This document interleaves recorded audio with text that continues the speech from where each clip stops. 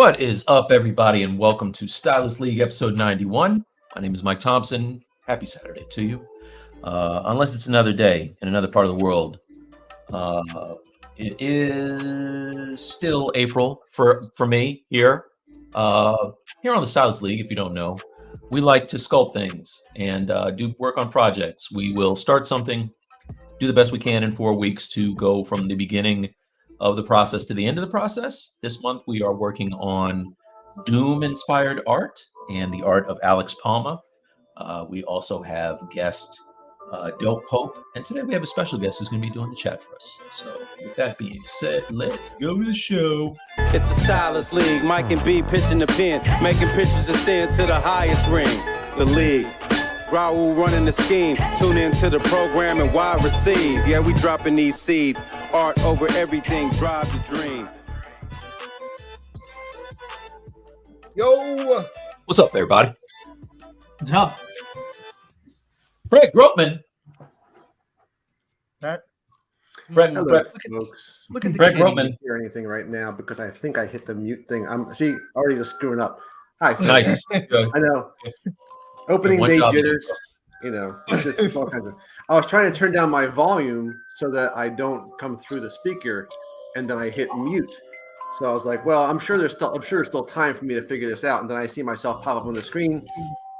So You I know just what really started works talking. is when If you I did explain talk it over you, really, Bradley, really I well. apologize. I didn't know. No, that's good. Who's So- the cat? You gotta introduce the cat.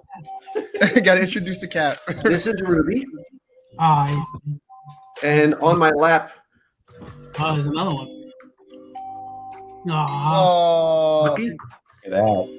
Look at that. Bucky's turning 9 on Monday, so make sure you give Bucky a happy Birthday birthday. shout.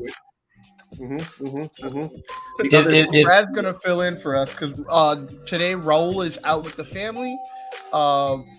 Today's also Dope's last stream with us, and we want to say thank you, Dope, for Dope Pope for doing the Monster series with us, the Doom series with us. It's been like a joy, a pleasure.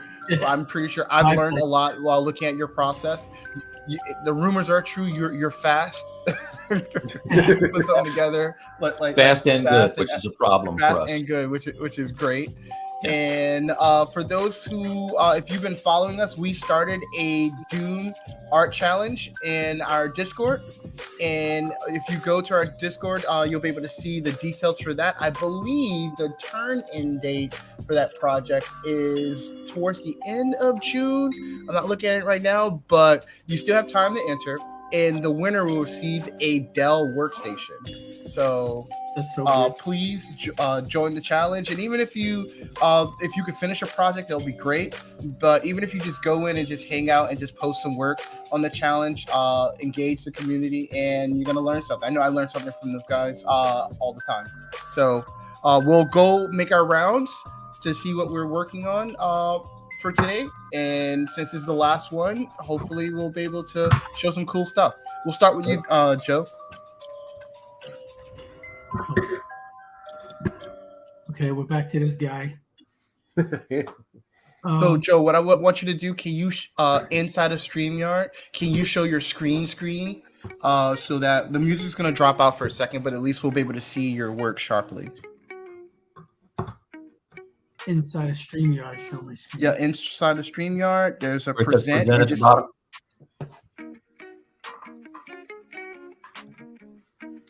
Share screen, you mean? whichever screen has your ZBrush, share that screen. I want everybody to be able to see all the goodness. There's some cool colors in there, man. That paint job is looking nice. Yeah, there's- There you go. There we go. oh, yeah. Man. Confused. I thought I was already doing that. Nice. That is awesome. Yeah, dude. Yeah, I got some colors on. I'm just going by what I have open in some reference of some actual crabs and lobsters full of wonderful oranges and blues and yellows and whatever the hell else. So that's what I originally tried to do it like a super dark red, like a lobster, and I wasn't feeling that at all. So I immediately got rid of that. was very That, cool. that's tricky. Those inner arms, man, like to make them not feel like they're crowded. That must have been a truck. That must have been a chore because that looks awesome, and it could have gotten really crowded in there really fast. Well, it kind of is. They are like the elbows are touching the torsos and all that, but that's fine. I think this thing is an abomination, and it's probably comfortable in its own skin. So all of that stuff is fine. Plus, I'm not even done posing. I'm gonna break the symmetry of this and get a good pose on it, and maybe I'll move those away from that. But they look pretty tucked in there. You know what that reminds me of, man? What's that? Did you ever see the movie the Mist? Yeah, I love that movie. Yeah, like those all of Bernie Wrightson's the creature designs that are in that movie. Yeah, phenomenal. But those spiders are a huge influence on. Like, I found those things to be absolutely terrifying. Any kind of like the faces look human face that does it for me. It's so, I think, find that to be one of the most scariest things ever. I like an insect with a human looking face.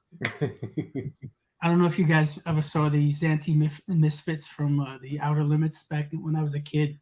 That was about those little bugs with human faces, and if you watch it now, you can't help but laugh. But at the time, it was terrifying to me.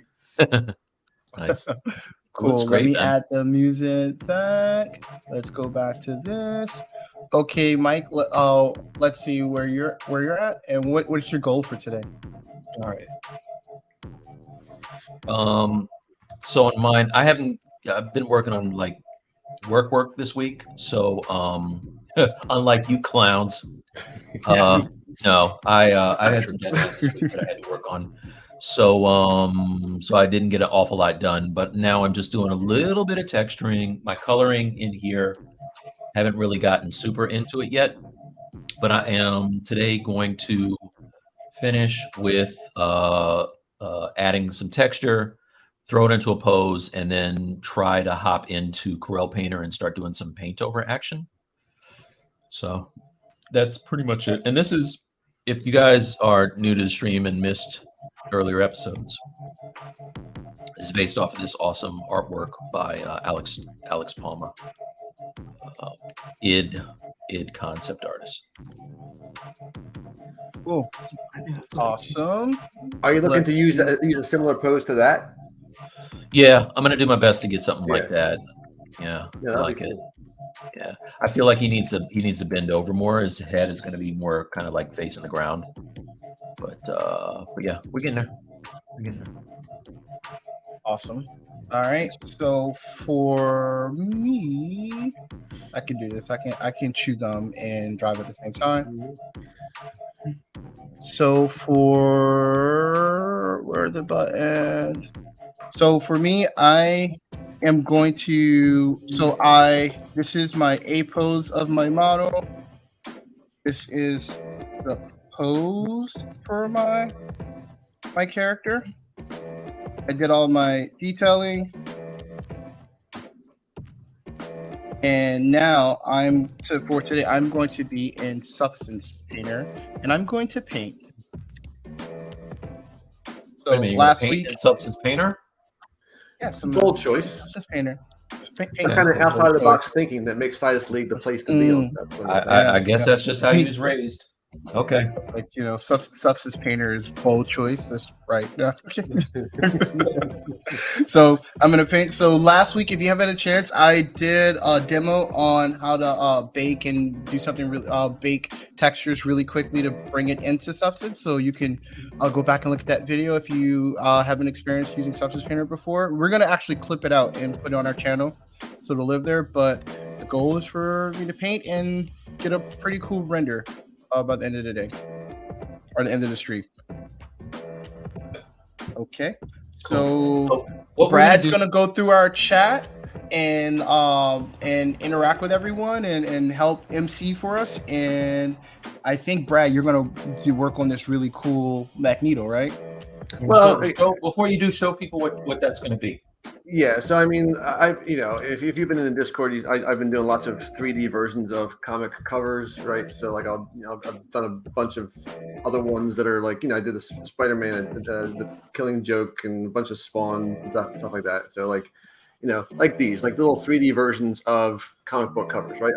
I'm running out of shelf space, so now I got to print out stuff and put them in frames so I can put them on my wall because I have nowhere else to put them. So this is what I'm doing. So the like little 3D versions of the comic book covers, right? Crazy. That one right there is crazy. It's a lot of fun to do because you get to kind of like basically sculpt to the confines of a box. You don't have to worry about you get to kind of paint it comic-y. And some folks have suggested the X-Men 1 cover, like, oh sure, let's check it out. And then I found out that it's friggin' 175 people. So sure, no problem. No worries. So I'm going to start with Magneto, and I started that yesterday, and I'm trying to kind of get that blocked out. I'll probably messing around with that in the background, probably. Incredible, man. Thank you. It's again, like it's I'm just trying to match what I see, so it's a lot less stressful than trying to figure it out as you go. No, but it's very stressful when it doesn't match what you see. Well, yeah, I've grown to expect that. If it looks like it's a happy accident, and I'll pretend that was what I intended to all along. Just throw a bunch of stuff at the wall and see it. Hopefully it sticks. I was most proud of the friggin' Magneto mask. I don't know how to do Magneto mask, so I got the Magneto mask yesterday, and I'm happy with that. Oh, you nailed that. Yeah, it looks dope. So I'm going to do my best Raul impression today. I don't have his social skills, his game knowledge, his desire to go outside. I don't. A lot of differences. But let's see. And I also don't have the ability to put chat notes up. So if I'm referring to chat things and the notes are not, and the chat is not popping up, that's just because I don't have that ability. I don't know how to do that. So I'm just going to be. So first thing, before you do anything, Brad, you have to say pencils down so we can get started. All right. So the first thing I'm going to say is pencils up, because that's the proper way to say it. That's the proper way. Pencils up. Okay. All right. Good night, everybody. Have a good weekend. That's the first change I'm making. That's the first thing I'm interested. That's the first major change. See, Bradley, this is why we can't. We got to vet people a little more before we let them do stuff. Ben says yes, Brad. Right. Thank you. So Ben is here. Gus is here. Ram is here. Attentive Slug is here. This is great. We have lots of folks already here. 3D Manic is here. I saw Mini Chicks is here. Andrew's here. Jamie's here. Jorge's here. Frederick's. Man, this is nice. See, they didn't know that I was going to be emceeing. That's why they're here. And then you're going to see the numbers just start to slowly dip as the minutes go by. Smith is here. Mini Chicks left. Frederick left. Gus left. See, Frederick's on my team. Frederick's, Keo's here. See, we have again. This is nice, man. Like, this is people here are on time. Frederick's on my side with the pencils up thing, by the way, and I'm I feel vindicated. Matthew Williams is here. The first time I heard Raul say that, I thought it was strange. Also, so, you see, good. See, but then I got used to it. Then I understood why he was saying that, because if you're gonna start some artwork, you can't start if your pencil is up. This is my point. If you're drawing and you pull your pencil up, that means you're stopping. So it does make sense logically, but it just sounds wrong. That's where I am.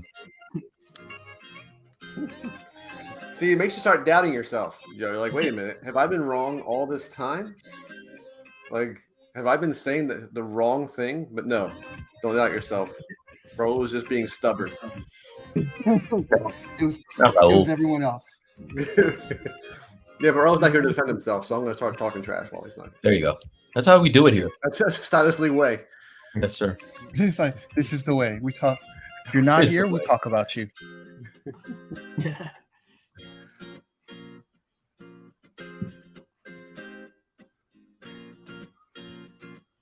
Yeah, so you can do. You can do half that detail now just with textures in Painter.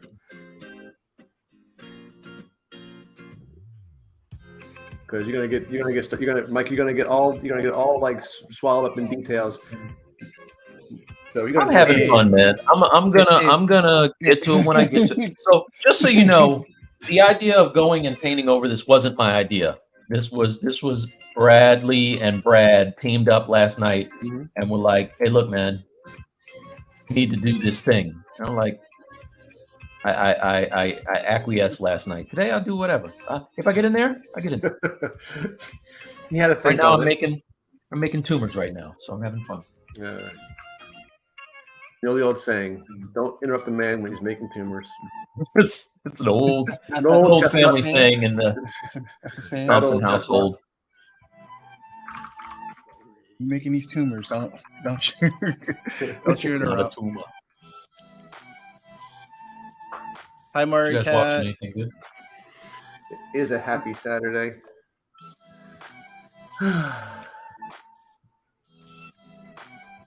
Now you're gonna read out the comments too, right, Brad? Yeah, yes, but all we've gotten right now are people supporting me in my pencils up crusade. You didn't say Rams rap, okay? You have to say Rams. You didn't say Rams rap. I see people talking about the mist. Dude, that's from a while back. I mean, I got Well, I was still basking in my pencils up victory here. Give me, Okay. Frederick did mention, he mentioned about the mist, how that he Darabont wanted to do it in black and white, and I'm pretty sure on the Blu-ray, like they have the black and white version of it. I saw it. I liked it a lot. It's really good in black and white too. I bet, especially like just seeing the visual effects in black and white and grainy, it makes it feel a lot more. I think a lot more really creepy. I don't know. Was that movie well received? Because I really enjoyed it.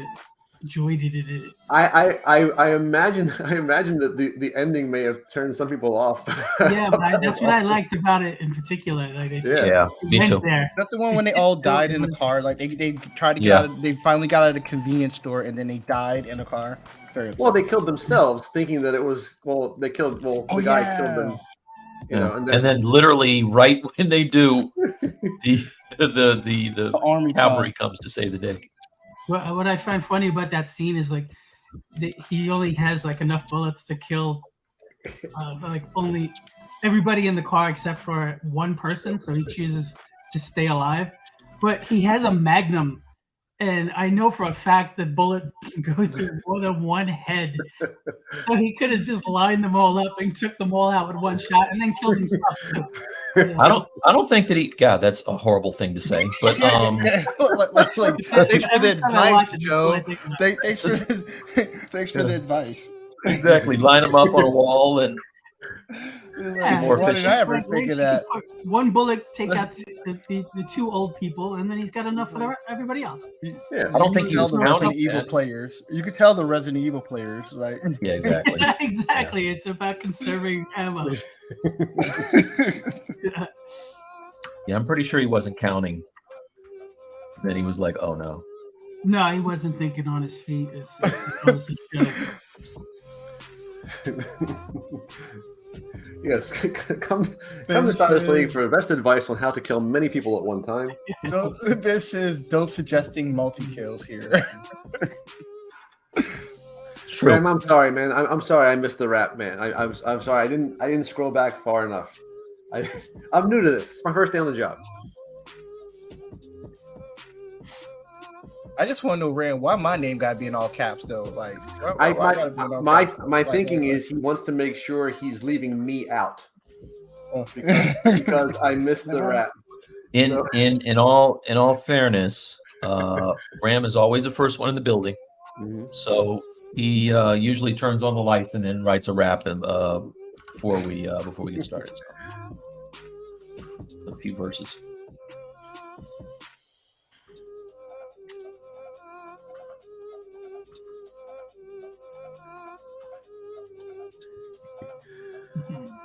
But that's true. You guys talk about the spiders in the mist. Like they had some seriously awesome ideas for what would be the most nightmarish things to have to deal with. Like the acid webs they shot out. That was some stuff. Yeah.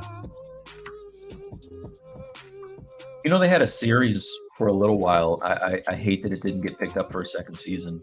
You know what? I guess they could only go so far with that. But yeah, did you see it? Was it decent? I didn't. It was great. I liked it. I actually liked it. I might be alone, but no, I enjoyed it. I couldn't make up my mind what I felt about it. Some episodes were great, and then the next one would just be very strange. Yeah. I was excited when it did come out, though. I thought it definitely could lend itself to be like good episodic television. Sure. But they went off the rails with the concept. I don't think it was just as straightforward as the first movie.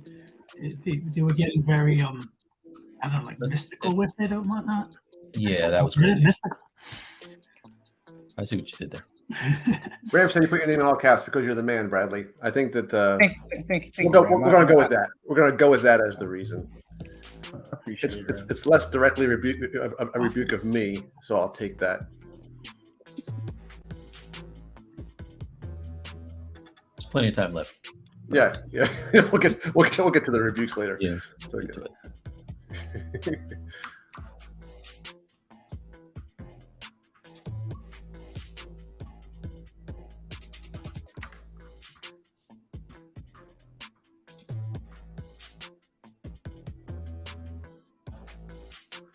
Yeah, Smith was talking about the ending of the Mist as well, because if you read the story was not that, right? The story was kind of more just it was like more of a hopeful, perhaps, maybe things will get better. Like I think they just kind of like drove off, and we didn't know how it was going to end. So Darabont's like, no, these guys die.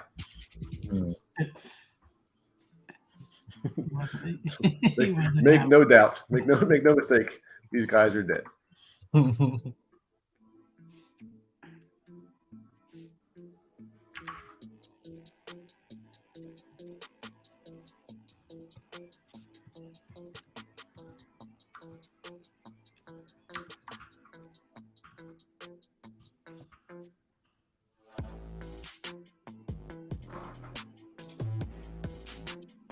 Charlie, how late do you stay up playing your Star Wars game? Jedi. Oh man, I think I went to bed at like 2. Last night? Yeah. Wow. Did you sleep at all? Yeah. Like I've learned that I don't need much sleep. I just need uninterrupted sleep, and that's about to change for me anyway. That's about to come to an end. Yeah, I need to figure that out.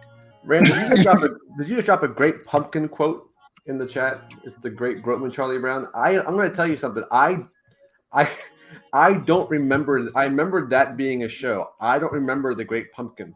Was it? Is that shown every year? Is that like a classic? I know of it, but I don't remember what happens in the Great Pumpkin. I feel like I'm missing out on something here. There was Was like the Great Pumpkin Is it a Halloween? It's a Halloween one, I'm thinking, but I don't remember the Great Pumpkin as a show. It definitely was one, but I feel like I should know this better than I do. I'm sorry, I'm just talking to Ram right now, but I'm trying to figure out. Okay, good, Ram, I was right. Okay, good. Just Mark said happy Saturday, guys. Happy Saturday, Mark Cat. Saturday. Is that what today is?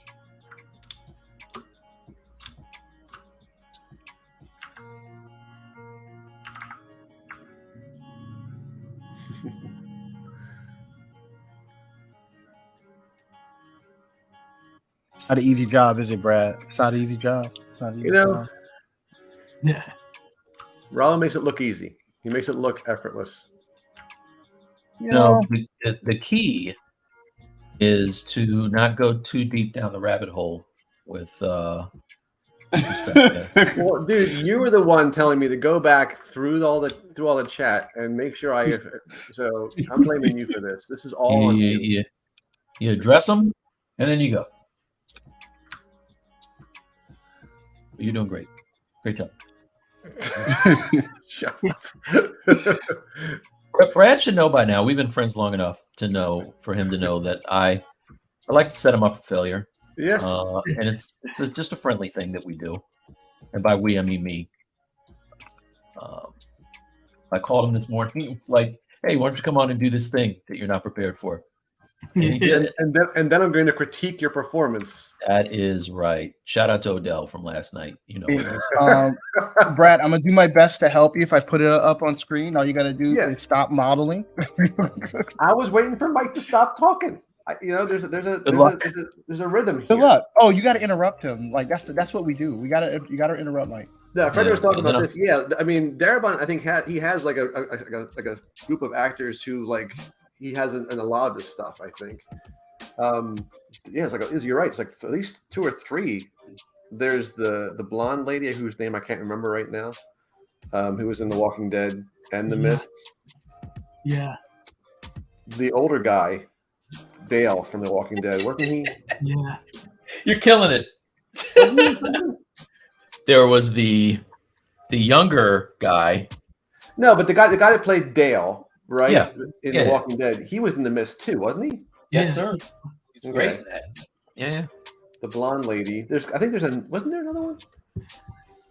I'm trying to remember. I think it was just those 2, wasn't it? It might have been just those 2, but there's the other guy who's in the Shawshank Redemption, and he's also in this movie because you can tell that Darabont likes he's loyal to his actors. Yeah, and vice versa.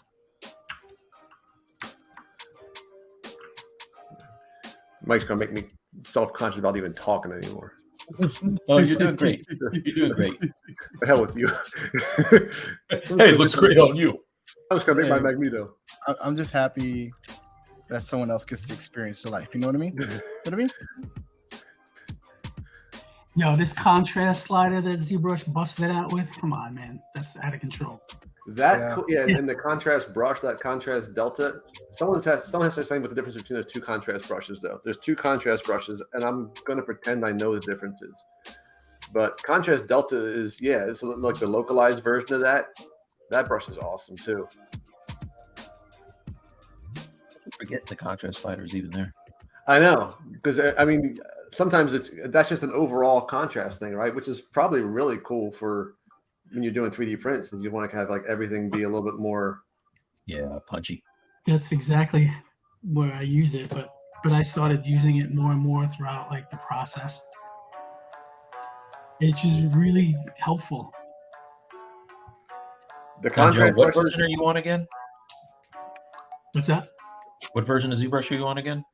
Well, right now I'm using the perpetual, the last upgrade of the perpetual. But 2022. I do actually own. I did buy the new one.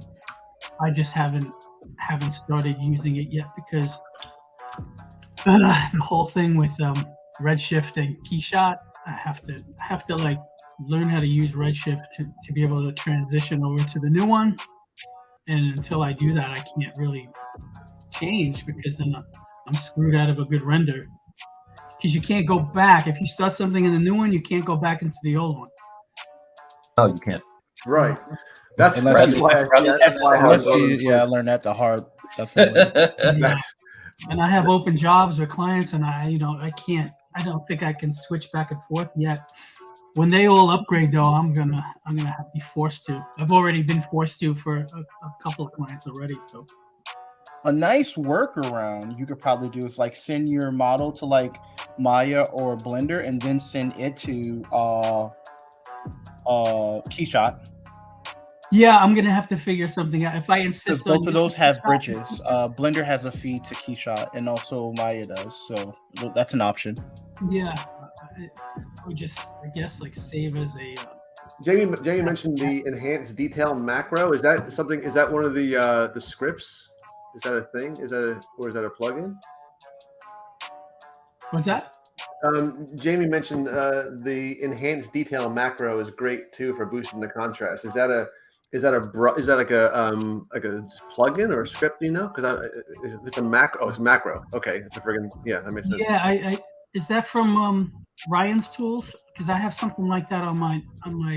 It's actually. I mean, it must come with ZBrush because I have it on my macro list. Yeah, I think at some point they included Ryan's tools with ZBrush because they were that useful. But then over time, ZBrush just like kind of absorbed what they were and made them their own.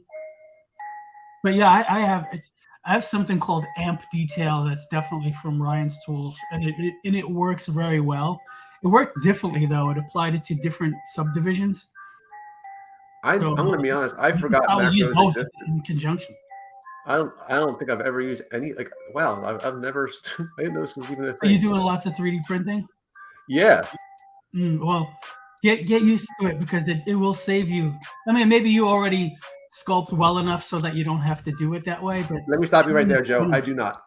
yeah, I know in the beginning when I first started, what looks like there's plenty of detail on the screen. Once you try to 3D print it, you lose a lot, and that even though you know that in your head, it's still hard to figure out like that sweet spot, and then to have to go in and do all that again by hand is a nightmare sometimes, especially when you press for time. So those things really became lifesavers, and you rely on them after a certain amount of time. That's cool. I gotta start trying that stuff out. Frederick, you're right. There was a third person from Walking Dead. Carol was in there too. Yes. Oh So, yeah. yes, Yeah, she was in real quick. I'm gonna answer this really quick. Yes, Joe's internet is a little finicky today.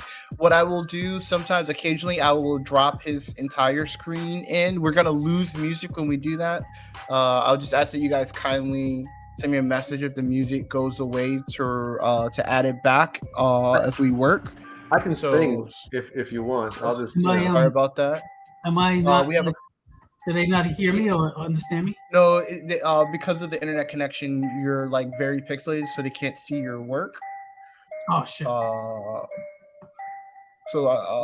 So there's that. We have a question from Matt. Does anyone use Redshift?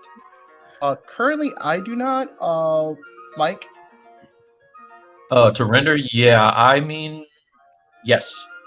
I mean, I don't use I would use it to render too. If I were going to use it, that's what I would use it for rendering. Redshift. I don't sculpt very much in Redshift. I can't speak to that, but yeah, no, I use it. I don't use it as much as I have been. I got to be honest with you. I've been getting some slowdowns, and I really have to be in the mood to optimize everything to use it. But I did, if you want to see like a walkthrough, I did something with ZBrush a few months ago when it came out for the Captain America. You are welcome, Gus. Three says Ryan's tools are awesome. Is this Ryan Kingsland or is this? Yeah, Ryan's tools. No, it's not Ryan Kingsland. No, it's another person, right? It's another person. Yeah, it is him. Wait, is it Ryan? No, his name is Kingsland 10, but it's not the Ryan Kingsland that we know that does like at Vertex. I didn't realize that. Yeah, Kingsington or whatever. I guess. Well, Kingsington is his name. That's confusing, and he should change his name. He should change his name. So you know that. Let's see. The coolest thing about Ryan Kingsington, I didn't know, but like when he's making that tool, he's like traveling around, like he's like legit like a nomad. Like he's like traveling around in an RV doing art and making that, which is awesome. Really? I mean, yeah. If you've never looked him up, yeah. Is that something you aspire to, Bradley? No, I can respect it. Like to be able to like work on a tool that you give to people, and you're also like always traveling around. Like that's crazy. That's my dream. Always traveling. Well, traveling and coding. I want to travel and code. I mean, I don't even begin to know how to even do stuff like that. And he does it like on the regular stuff. I don't even know how you learn that. Like, how you learn to do that kind of thing. That's a gift. Well, we have a friend who did it and made a very successful piece of software. I don't know how he did it Jerry, either. right? Yeah, Jerry did box cutter and hard ops and spec ops and like I just want you guys to ask Jerry one question. Just one question. Why can't he make box cutter work with industry standard? Like it's an option in Maya. Like Blender allows you to do industry standard. Just so you Can know, you just make one? Just so you know, Jerry is all about that Blender life. But and it's already in Blender. It's not even an add-on. When they added industry standard type stuff, he got upset. Really? He likes the thumbing your nose at the biz type of interface. Well, then he must love ZBrush. He's like, move M, of course. No, that was that again. So E there's a long history of me asking him questions because I kept trying to learn Blender and I kept getting very angry at the fact that Blender's just, it drives me crazy with the things that make it different. Yeah. Like I was like, I just want to move this. Why do I have to hit 17 keys to do that? And he goes, no, just hit G. It makes sense because it's grab. It might make sense because it's the same letter as the word. But if it's like somewhere else on the keyboard, then it doesn't make sense. What don't you get? I don't understand what you don't get. I don't like, again, The thing that you've been using for 15, 20 years, changing that. I don't understand why you don't get that. I'm just a cranky old person. I don't like I'm looking at you, Adobe. I'm looking at you. Yeah, let's reverse the proportional transform for no reason. The one thing I've been doing for 30 years, you decide to flip it because I think it's trying to age you out. apparently me and a whole bunch of other people. It was a surprise. I was wondering like why. I just thought that my Photoshop wasn't working. I want to know who in what do they call them? The evangelists? I want to know which of the evangelists thought that was a good idea. All of them. Nope. Nope. Love to be a fly on the wall in the Photoshop evangelist bullpen that day. This is the part where we all complain about things that have changed that we don't like. I don't like change. Yeah, I don't like change either. Especially in my workflow. Especially when it's something that you've been doing forever, like, and you have to assume that all of your clients, or all people who buy your software, have been doing it long enough that changing it for no real reason is not going to be welcomed at all. Let's do some zooming in. Let's check you out. Dope. Oh, I just got into. I went completely backwards than where we started. Yeah, off camera. I added subdivisions to all the subtools. So now that I can go into T-pose mesh and like bang out wacky poses without too much breakage, you know the drill. Yeah. So I just literally, when you came over to me, I just got into T-pose mesh, and I'm gonna break some symmetry now. So that's why it looks like this. Now, do you have an idea for the pose? You're gonna kind of like just wing it and see what you get. Well, I mean, I'm looking at the art, the concept art, which is still like pretty symmetrical. So I'm just gonna shift things around subtly so that it's just has an asymmetrical balance to it. I'm not gonna go crazy with anything. The guy said that Blender devs changed the right-click interaction before that was painful. Was that one of the things you had mentioned before, Mike? That like Jerry was talking about, like they changed some of the keystrokes, and they did. And Jerry went bonkers. Yeah, he didn't like that at all. And then I was like, now you know how we feel. Because now you know how we feel, Jerry. Why would they do that? I can't stand when they do stuff like that. Like it's just like, you know what? You know what'd be funny? Let's change the keyboard function of undo. Like, let's see who imagine changing undo. It's been Command Z for fucking decades, and they just like, no, now it's Command K. You know what's funny? It's do for undo. The thing is, like, if they were to change it and you could not put it back, then I'm like, okay, there's a real reason why you had to do it. But the fact that they changed it and you can put it back just means that it was pointless. Yeah. just to do it. Yeah, just to be like, well, I mean, Blender's free, so you would kind of think like any changes are just experimental. But when you're paying for changes and they're counterintuitive and they just enrage you, and you're paying for this experience, that's insane to me. Hey, dope. While we have you up, let's go through your UI. I like your setup.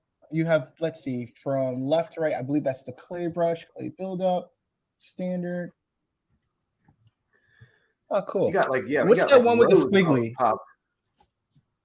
This one? The one. No, keep going over. What's that? This one? Oh, yeah. What's that one? That's a standard brush. It's no, the one that you were just over. I'm sorry. I think it starts with an X. It looks like it starts. Yeah, with XMD02. Okay. It's one of the first brushes I grabbed from back in a long time ago. I've been using ZBrush 10 years, so I have a lot of stuff here that I just don't remember where I got it. Honestly, I would tell you because I like to support the people that make these things. I've been using this brush. I love it. It just kind of mimics like a hand-drawn, crazy, sketchy line. Because a lot of these brushes are so do you mind if you go just go back to your other model real quick and just like this? Yeah, I like this this brush a lot because usually what I do with this brush is I up the gravity on it, and then I turn off paint because you can draw with paint and all that, and it's just pay attention to what it's doing. Okay, so it's like floating on itself, kind of. I guess you see, like when it turns, it's like it's throwing like it's like it feels like it might have like throwing. It has like all these holes as it turns, and I feel like it's very sketchy, and it really looks organic, and it just became just one of my go-to brushes. And then when you smooth it out, I just really like the freebies, and then you just go over the little extra that it goes over to enhance it. Yeah, that's dope. Yeah, and then I usually slide gravity up pretty strong so that you can just keep adding like layers to it, and it just starts to look like like scales and stuff. When you're doing lots of monsters, this is something that you kind of do a lot, and I just like the way that looks. When you try to do that with other brushes, it just doesn't look the same. So that's why I really took to this one. I just don't. And what's the name of that one again? So people could hunt if they want to hunt for it. XMD02. I think XMD. I forget what it stands for, but he's got a bunch of stuff out there. Like a ton of stuff, right? Is that his name? Yep. XMD tools. This knife brush. This is I don't know if you guys know Geo Napkill. He's one of the best sculptors I've ever seen. Yeah. And he had put out a bunch of brushes, and I immediately grabbed that. And this one in particular was very effective in doing a really deep, organic looking slice. So it really comes in handy in specific situations. It's good for defining muscles and stuff. Yeah. So it's Geo Napkill's. I don't know where. Again, I grabbed it a few years back, but by all means, if you guys aren't following Geo, follow Geo. He's a phenomenal sculptor. Yeah, I get that name. Can you share his art station?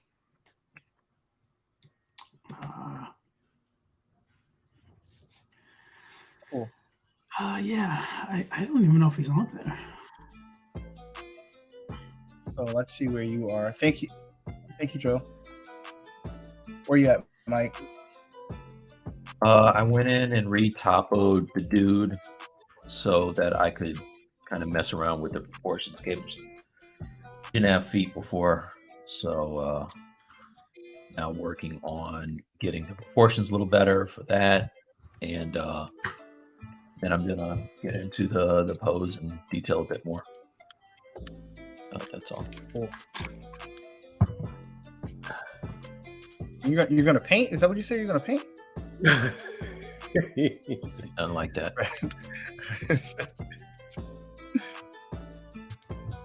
I am gonna paint. Let's see. But not because you said so. Not because you asked. No. You never do things because I said so. That would just be asinine. Oh, I'm moderating my tail off over here, bro. That's what I'm doing. Yeah, I don't think Geo has an art station.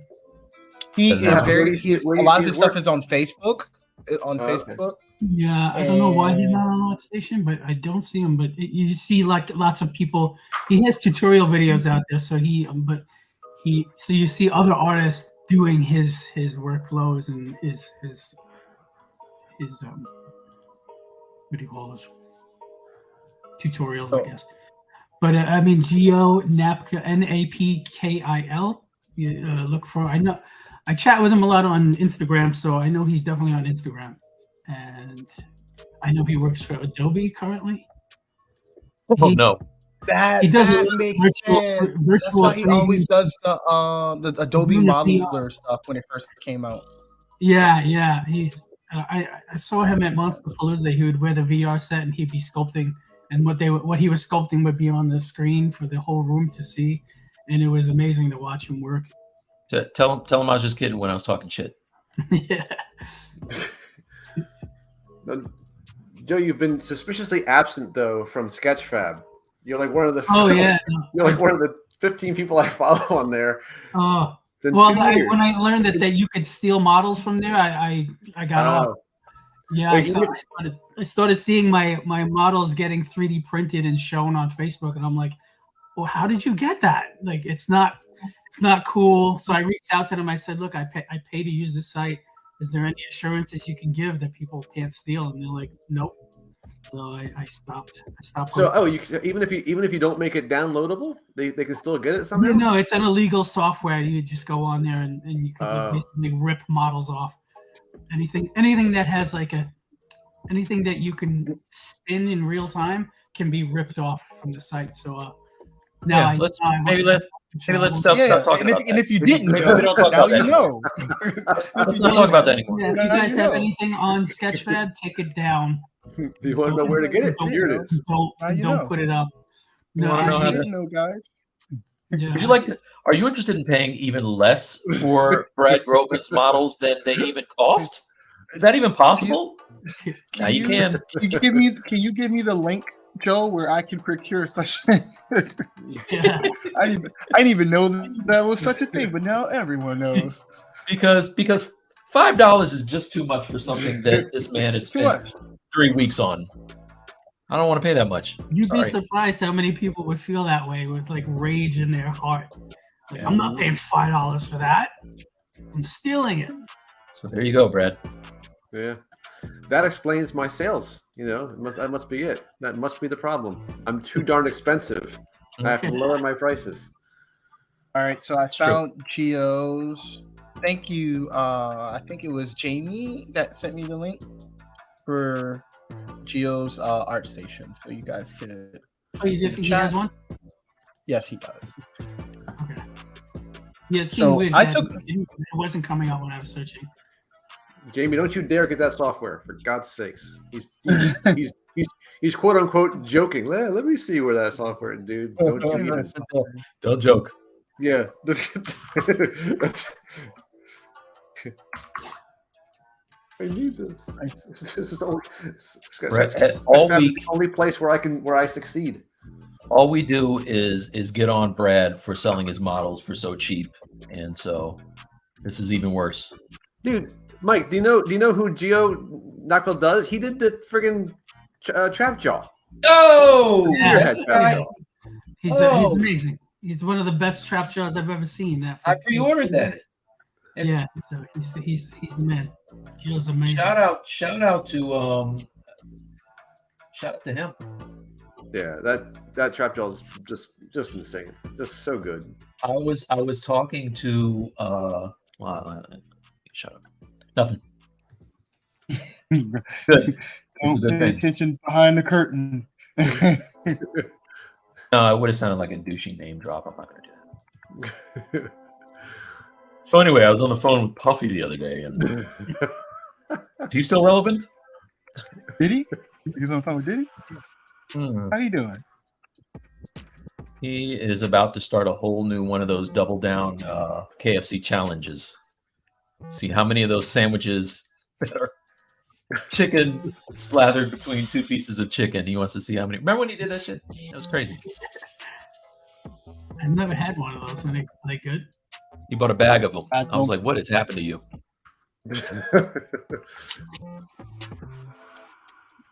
No, I have not had them. That to me, don't that think seemed like one anyone of the first had signs of the fall of civilization. Pretty much. Putting 2 pieces of chicken in a donut like that. Frederick was talking about the would do that? Oats Studio thing. Mike, when was it you, Mike? That I know you were talking about Oats Studio last night. And Frederick was just talking about watching that. We're talking about the creature in Zygote. Yeah, you know, and I was gonna call you back last night, but I knew it was too late. So as soon as I finished talking to you and Bradley about watching it on YouTube, if you go to Netflix, they have all of them on Netflix. You just type in Oat Studios and it pops Oh up. wow, okay. Yeah.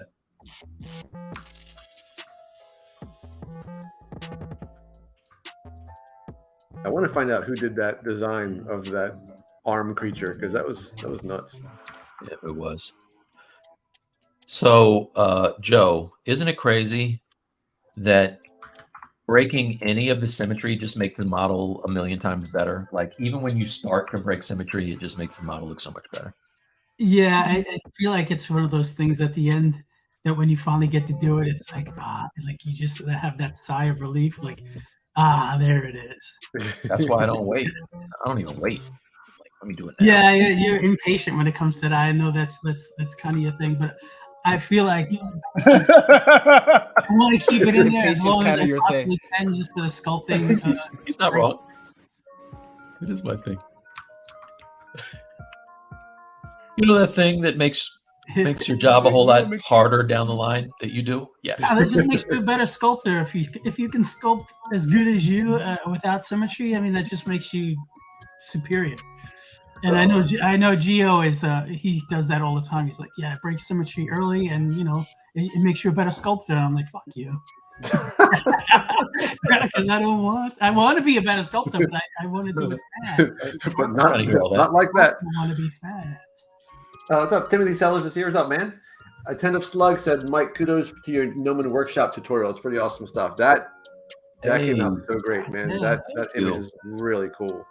Thank you. How'd you enjoy making those? I would. So listen, just so you guys know, I have been chasing. I have a bucket list of things I want to do before I kick, and i.e. a bucket list. What are they? Yeah. Well, one of them was always to do something with Gnomon. Like I always wanted to do something with Gnomon, and you know they reached out to me. Thanks to the Pixelogic guys, because I think Paul hooked that up, and they were like, "Yeah, why don't you do something?" So that's where that project came from. Those guys at Pixelogic, they're great. They're just really they really are, man. They're good people. Gnomon, man, when I first started learning all of this stuff, Gnomon was that was just the place to go. That was, I mean, the tutorials there were advanced without being too hard, but like you learn so much from those. Yeah. So many, again, like we're talking about tutorials like for like, they're hard to come by for things like 3D code and things that we're trying to learn. Your Gnomon stuff is always very, very challenging and really good, like really to the point. Yeah. Like really, like they get rock stars to do stuff. You know what I mean? Like I remember watching the Grassetti things, and even as he's doing them, I'm like, how's he doing them? You know. I remember watching a Grassetti a long time ago, and I was actually shocked at how similar workflow he had to mine. And I never felt confident in mine early on because I was like making it up as I went And then I watched him work, and I'm like, wow, he's doing exactly the things I do, way better and faster, and because he's sick, but he's so comfortable with it, man. You know, like you can tell when he did that. What was it? It wasn't Mario. Was it Mario? No, it was like Capcom, I think. One of those. But he rolled out like a different character every week. Yeah. That was so dope. He did a bunch of Marios, and he does Pokemons. And Yeah. And they're super cute and friendly, and then he'll bang out like one of the most evil looking creature models. Like the next week. He'll do He's got things, range, man. He's sick, and man. it seems like he's just like throwing, like just like almost like throw out. Yeah, I'll just extract this thing and just like polish it really quickly, and it looks flawless. And I'll be like agonizing over every edge, like it seems somehow that he doesn't need to worry about the stuff that some of us have to worry about. Yeah, he's got that savant-like ability. And he just cleans up in post, like. Well, that's where I got. Yeah, that was the biggest thing I learned watching his stuff. Is when he renders stuff out like that different. He renders out these different light angles and then composites them in like really cool ways, just to make the final image really pop. He does really. You know what blows my mind? The Chaos Mason guys. They Oh God, yeah. Their workflow is mind-boggling to me. Yeah. And they do it so fast and it's so effective. But I tried to follow along in one of their tutorials once, and I just couldn't do it. I just didn't know it. I didn't know enough about the workflow that they were doing, and I would get lost immediately. I still go on to the YouTube page and watch him working on like Marco working on the what was it, the Wasp and Mantis and all those characters. Like, so cool, man. They have a channel where they kind of like do stuff live. Yeah. Well, I know Marco does. I don't know if his partner does or not, but yeah, no, he goes on all the time, and he, like, I don't understand it, man. Like, I guess because what he does is very specific, he kind of gives away the keys to the store, and he's like, all right, do it if you can. You know what I mean? Like, right. There's no secret to it. It's just you have to do the workflow. Yeah. And then if you can do it, then you're gonna get good results. It's true. It's a crazy workflow. I took a live class with them at the first ZBrush Summit, and I tried. I'm not one of those people that can listen to what you say and then do it in the computer as you're talking about it. Like, so I had to just stop working and listen to them and try to take notes, and then I went home and tried to do it because I was working on a PC, and I don't normally work on a PC, so the buttons weren't the same and everything was screwing with me. And I'm like, fuck it, I'll just listen. Yeah. And watch, Because since they stream on Twitch, mostly Marco. Okay, I gotta check that out. I gotta check out the Twitch address.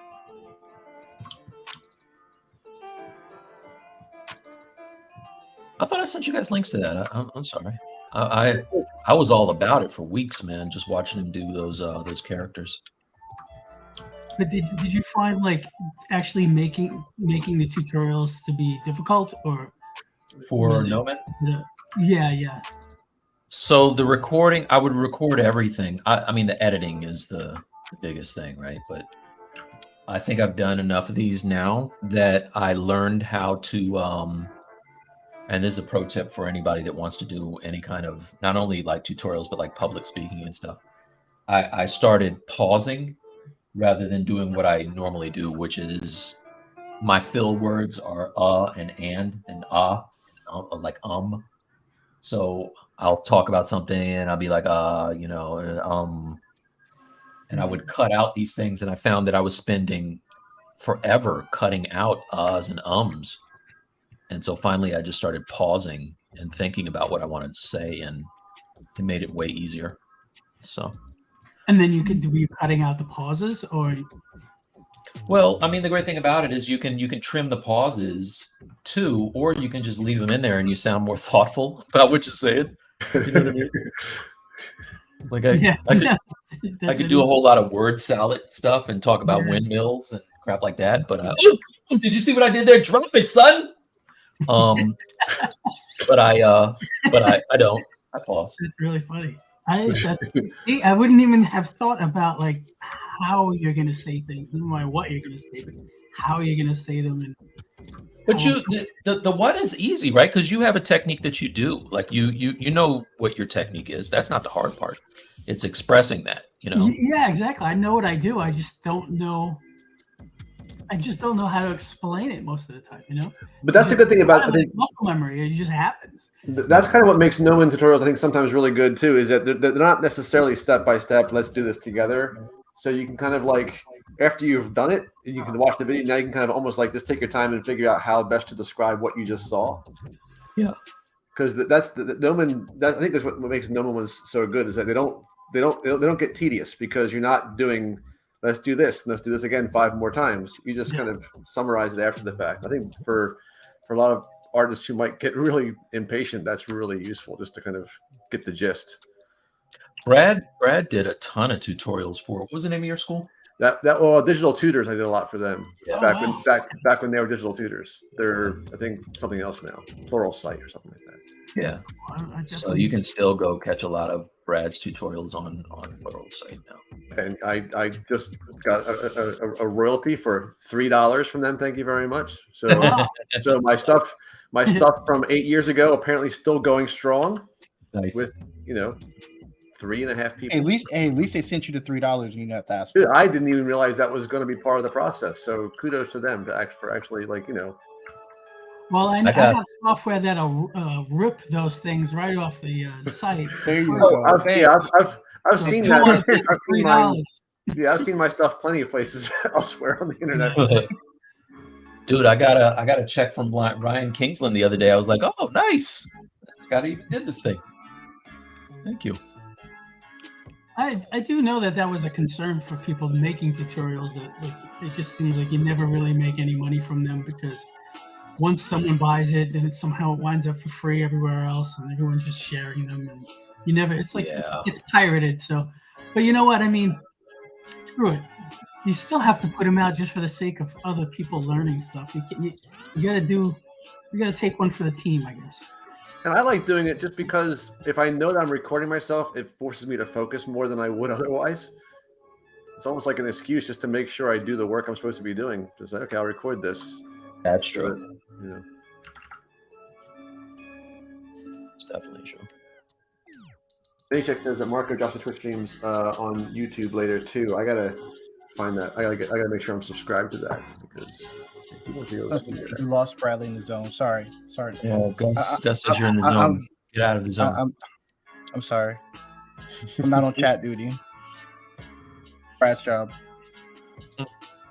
Dude, I feel that I'm up to date. I feel like I'm doing fine. Thank you very much. You're doing great, dude.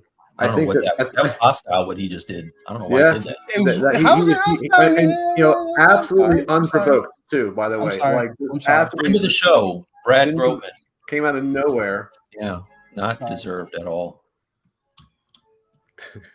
Mike is now pretending to be on my side. Thanks, Mike.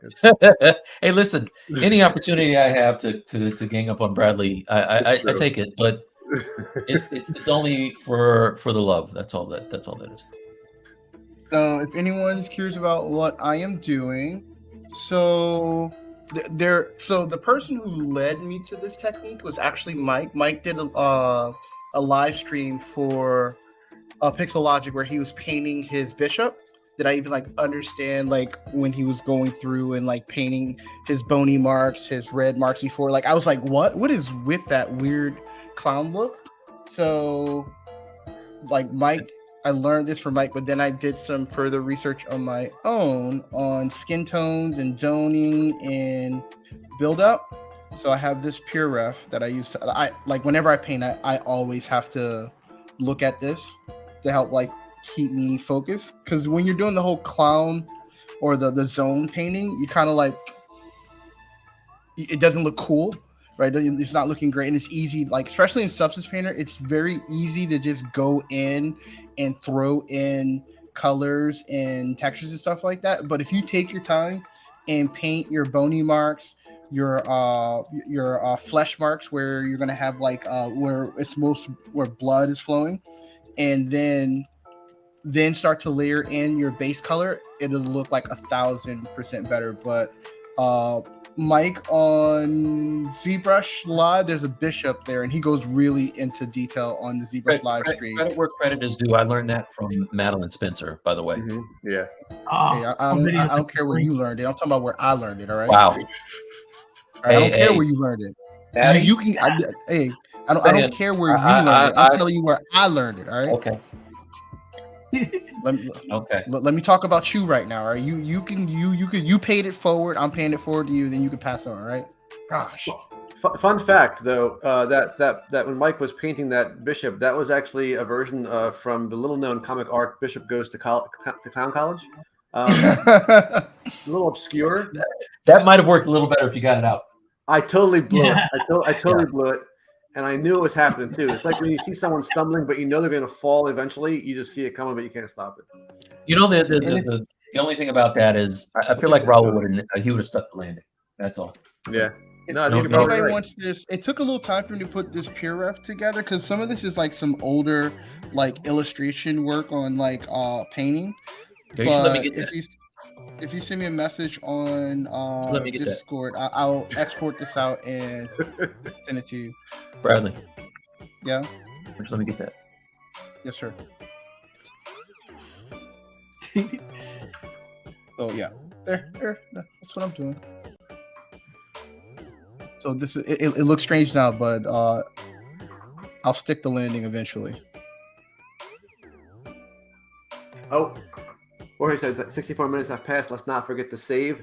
Good call. Save.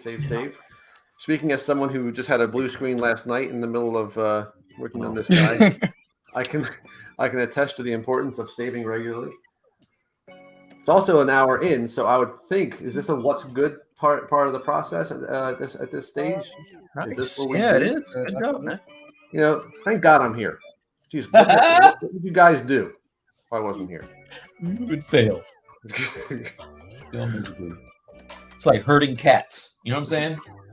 I wouldn't know anything about that. Hey, Pope, it's the last one, man. You got to go first on what's good.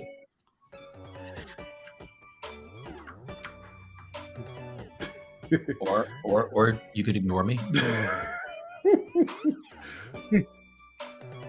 He's like, no, I'm not hearing this. I don't hear anything. I don't think. Can he hear? Joe? Me? Yeah, I can. I thought you said Paul. Who is Paul? That's what I was sitting here wondering. Who was Paul? That's why I didn't say it. Hey, but Joe's not gonna say it out loud. He's like, Right. there's all these things, but there's no Paul. I'm still learning. I'm still learning who's who. Paul Gabriel. Wherever you are, what's good? Honestly, I have no idea what's good, but I'll tell you this. Last night I was sitting there, and I had to move my body a little bit, and I remember saying to myself, I'm so glad that I lost a bunch of weight because now I can move my body a little bit better. And that's what's good. Losing weight and feeling good about your body. That's very good, man. How'd you do That's it? very good. I've been doing it since January 1st. What do they call those? The New Year's resolutions. But for some reason, it's stuck. I mean, I'm still doing it 4 or 5 months in. I lost. So what are you doing? Like diet exercise? 30 pounds, bro. Oh, dude, that's amazing! Congratulations. Yeah, dude. but That's awesome.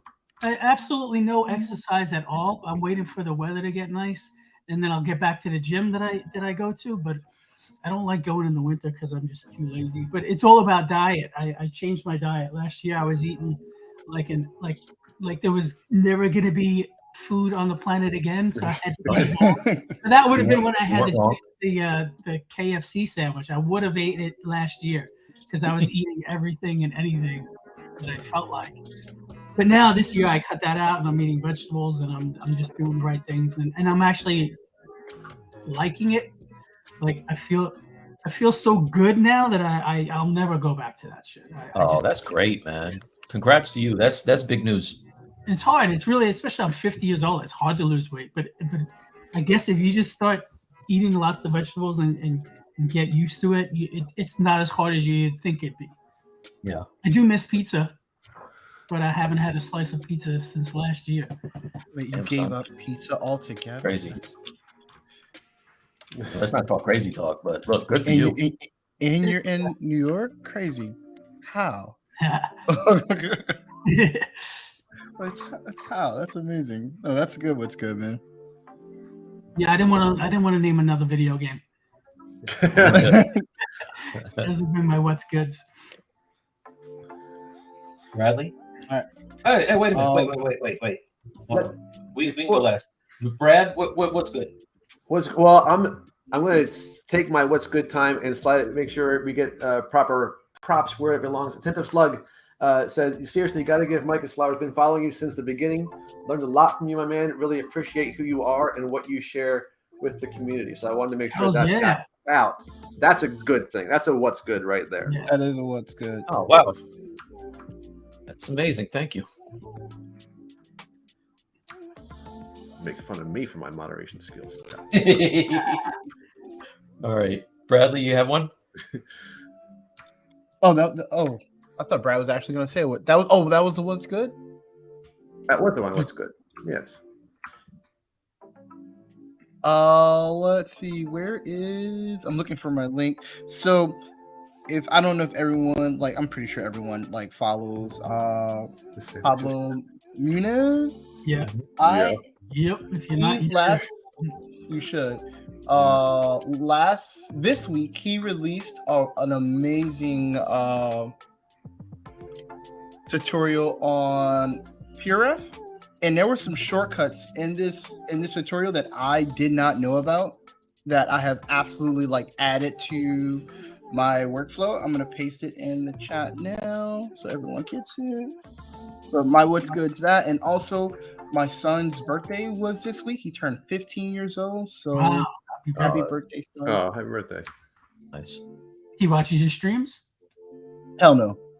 Does he want to be an artist though?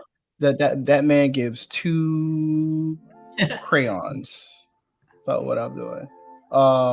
He draws, like, he's a really good 2D artist. He like, I think at this point it's genetics. Like he's really good. He does it, but he doesn't care about it. He's like, oh, I'll just draw. He's like, I just do it, and then like, that's it. He doesn't want to do anything with it. Well, he's young, so. Yeah.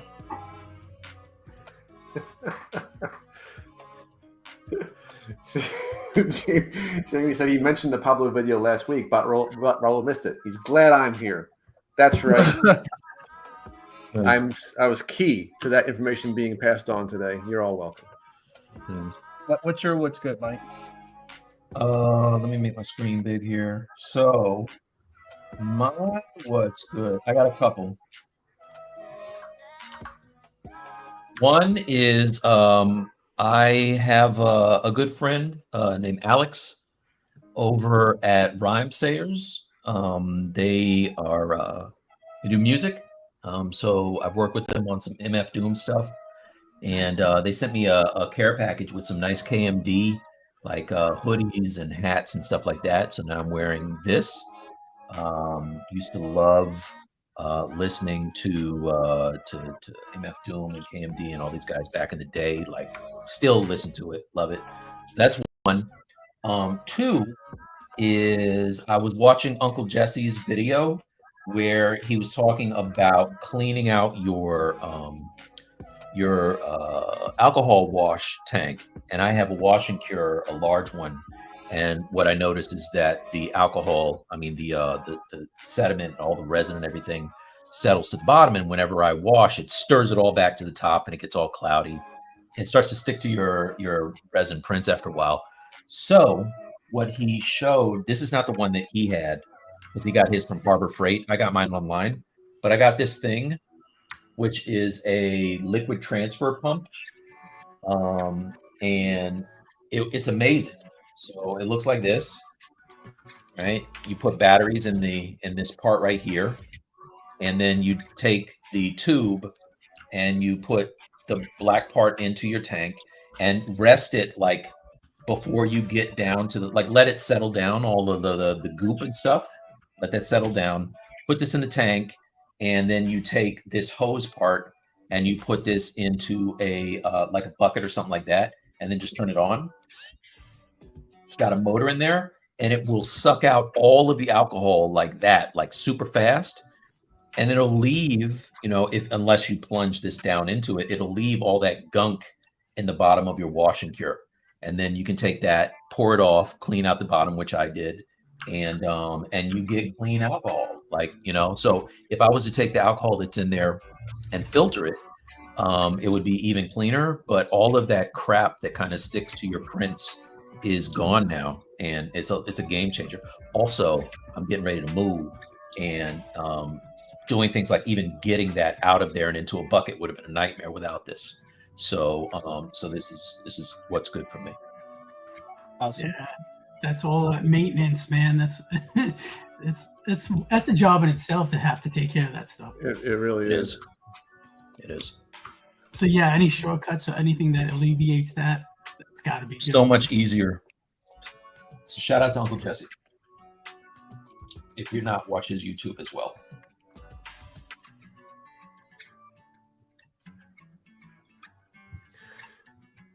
Jamie's wondering if you can put a filter at the end of the pump, at the end of the pipe. I think that Mike, you had said that you pretty much just kind of like have it go a little bit short of the sediment, right? Just to get most of it out.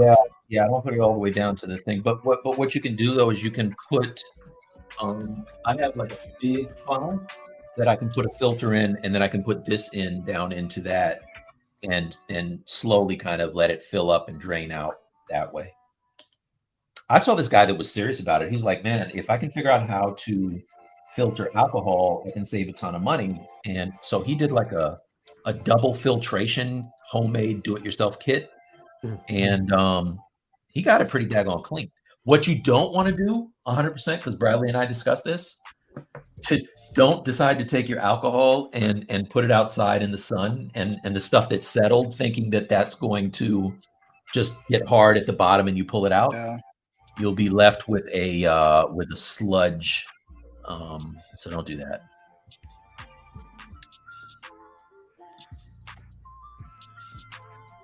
I'm kind of at that point where I'm like, I know at some point I'm going to need to clean this out. I'm just kind of hoping that at some point elves will do it at night. Yeah. That's currently my plan. My plan is currently to rely on someone else taking care of it out of the goodness of their heart. And it's definitely going to happen that way too. Yeah, I mean, I think you just have to believe. I love that Bradley thought that you had to clean out your resin tank every time you used it. I know, and I'm kind of bummed we didn't let him keep thinking that. Let him think that. He was like, "No, I'm not going to use it. It's too much of a pain in the ass." Like, what are you doing, dude? You know, with friends like you, who needs enemies? I mean, it just would have been so funny. Like, Just- you know, Don't worry, we'll get him, Brad. All right. So if anybody's interested, I broke symmetry. let's see. We are interested. That's why we're here.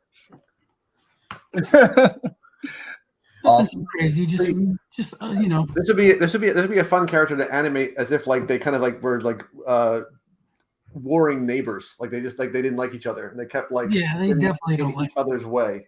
Wasn't there one of those? Who was the king of stop motion back in the day? Joe, you probably know. Yeah, Harryhausen. Wasn't there a thing where they had like a Cerberus or something where they used to snap at each other? Yeah, it must be because I can see that in my head. Me too. Exactly what you're talking about. Yeah, Sparky Face which one is it here. was though. Sparky Face, how you doing, man? It's good to see you. I'm trying to remember.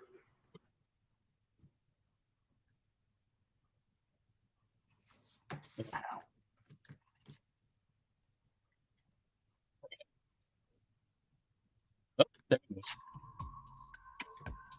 I'm sorry. Brad froze. Oh, must be an internet thing. Internet thing. I'm trying. Did Harryhausen? Oh, Oh, there you go. was I gone for a second? Were you gone for a second?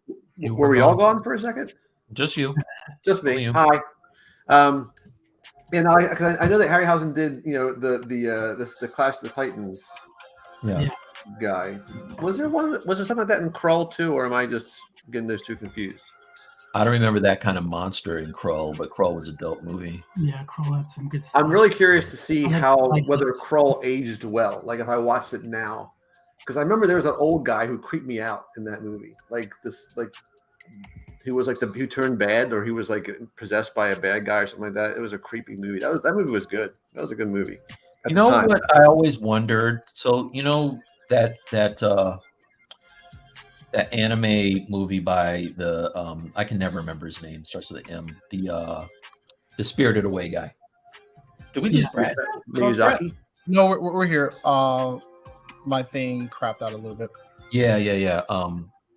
Is it Miyazaki? Yeah, Something like that. I may have gotten that wrong a little bit, but something like that. Yeah, Miyazaki, something like that. But that whole Howl's Moving Castle, I always wondered if he got that idea from Crow. Because remember, didn't the castle did the same thing? Was wasn't she kind of like, was she in she was in some sort of like mystical. She was in a castle that transported every couple days to different That's locations. right. That's right. Oh, Miyazaki. Yeah. Miyazaki. Yes, I knew. Yeah, I knew it. Was something like that. I have not seen Spirited Away. I'm gonna have to admit this right now. I know of it, but I haven't seen it. I believe that HBO has all of the stuff now. You can watch all of those movies. I'll have to check it out. Pretty I sure. have to get my money's worth for that. Before it turns to Max. Yeah.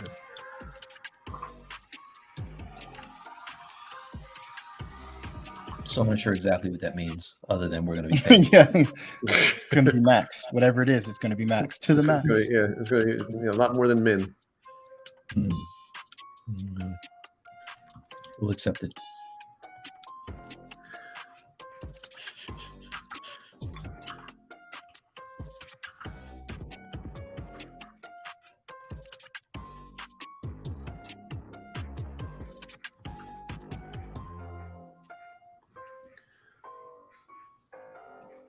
So what is the color going to be, Bradley, for the overall look of that guy?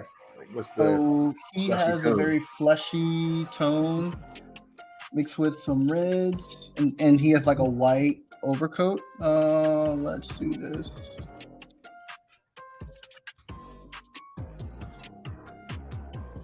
That's what he looks like. So Okay. I'm building this up. So I did this is my first painter file that I did in APOS just to like get an idea of the way I'm gonna go. That's why all my layers are already like built up, because I created a version of him already and I'm just redoing it.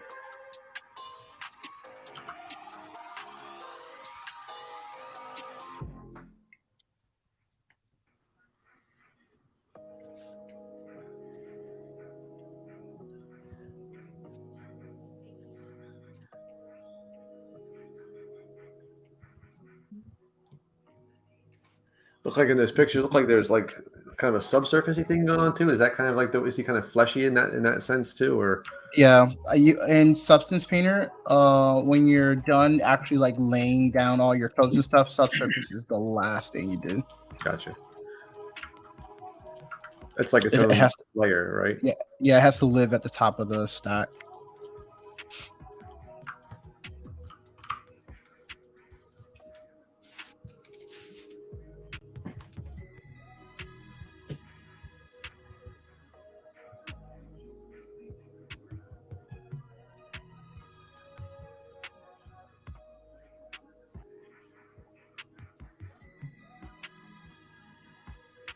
Because even with this, so what's cool, so in Substance Painter, being able to use your actual bake maps to help like deliver like additional details. So if we look, let's turn this off.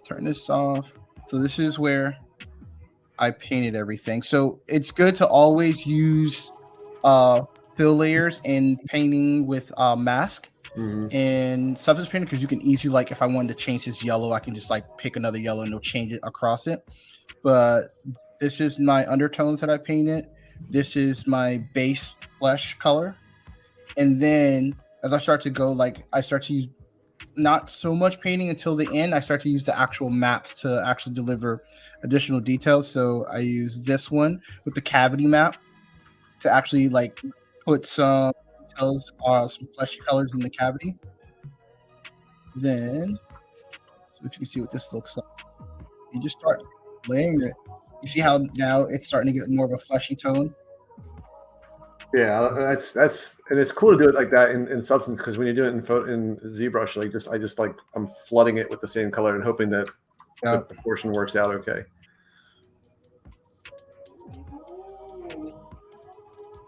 Need to repaint this.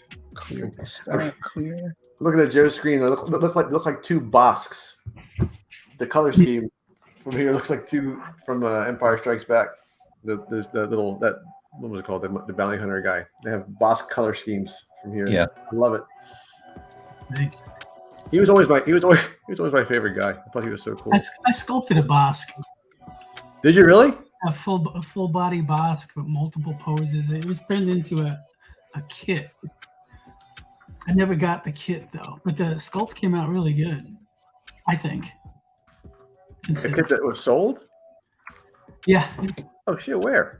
It's on my ArtStation. There's actual pictures of the kit as well. Oh, I gotta go check that out. Yeah, I did a Wampa and a Bosk. Not together, they were separate kits. Let's check it out.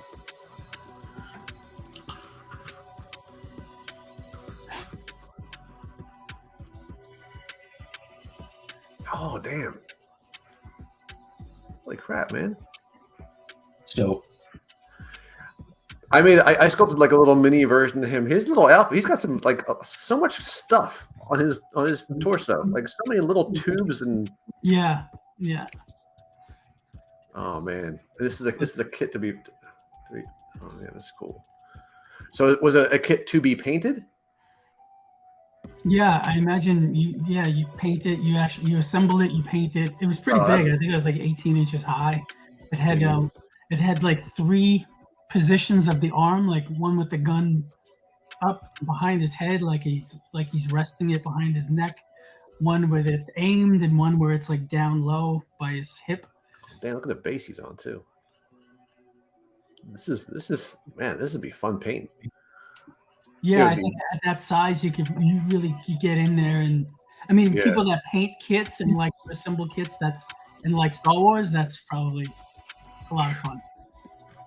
You said you didn't get one? You don't have one? I never got one. No, I never got one. It's fine because I don't have room in my space for a 18-inch Bosk and a 25-inch Wampa.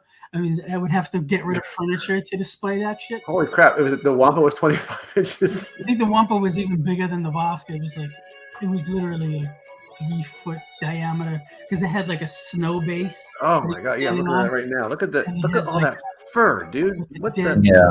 Dead tauntaun, and I mean, I would love to have it, but I just not in my current workspace. I just don't have room for any of it.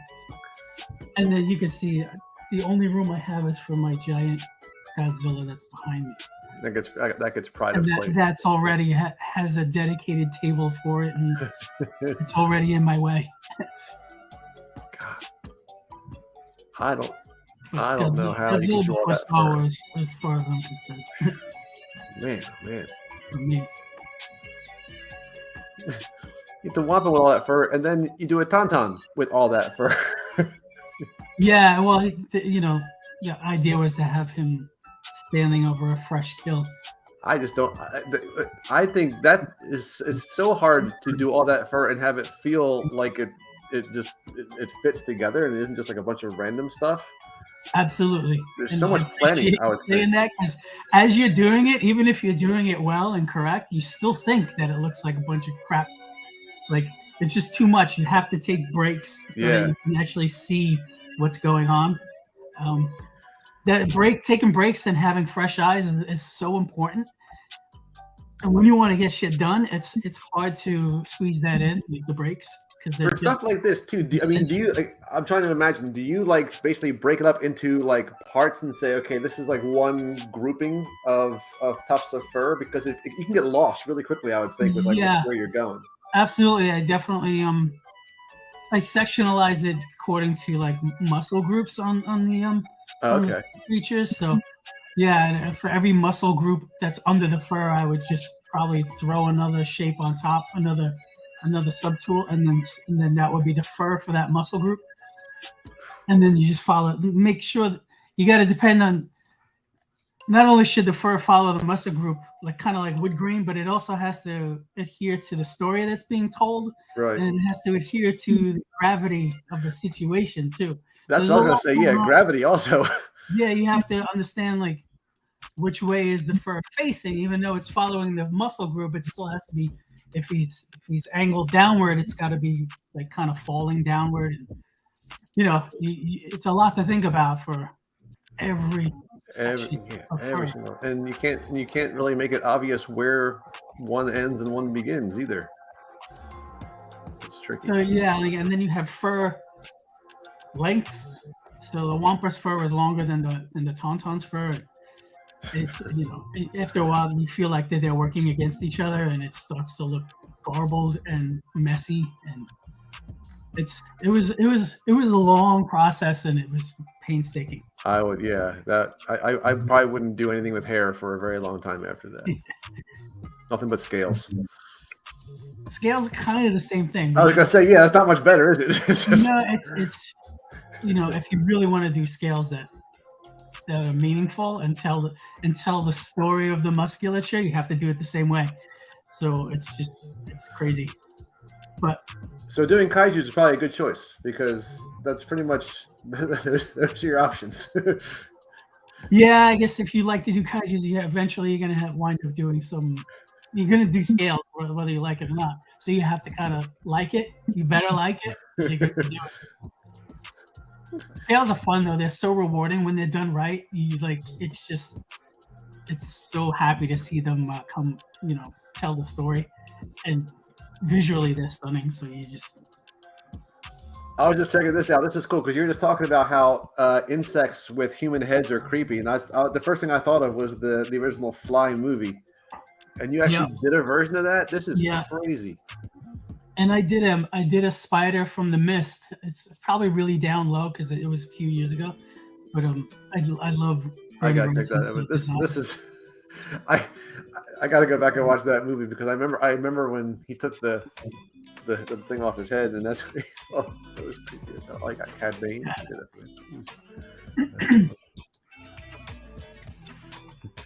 Join me as we take a stroll through Dope Pope's got Apocalypse here. Yeah, I got a lot of artwork on this. You do have a lot of artwork on here. It's like a decade worth of ZBrush on there. So. Yeah. That's funny. That's funny.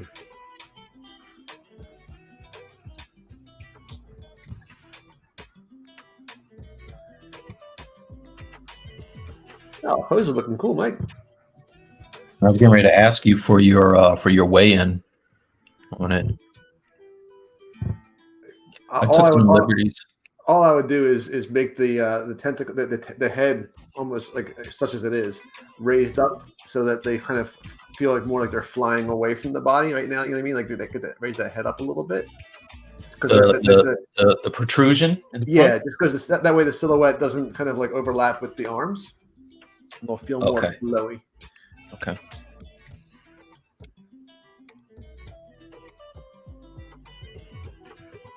Oh, Black Manta. That's what that is.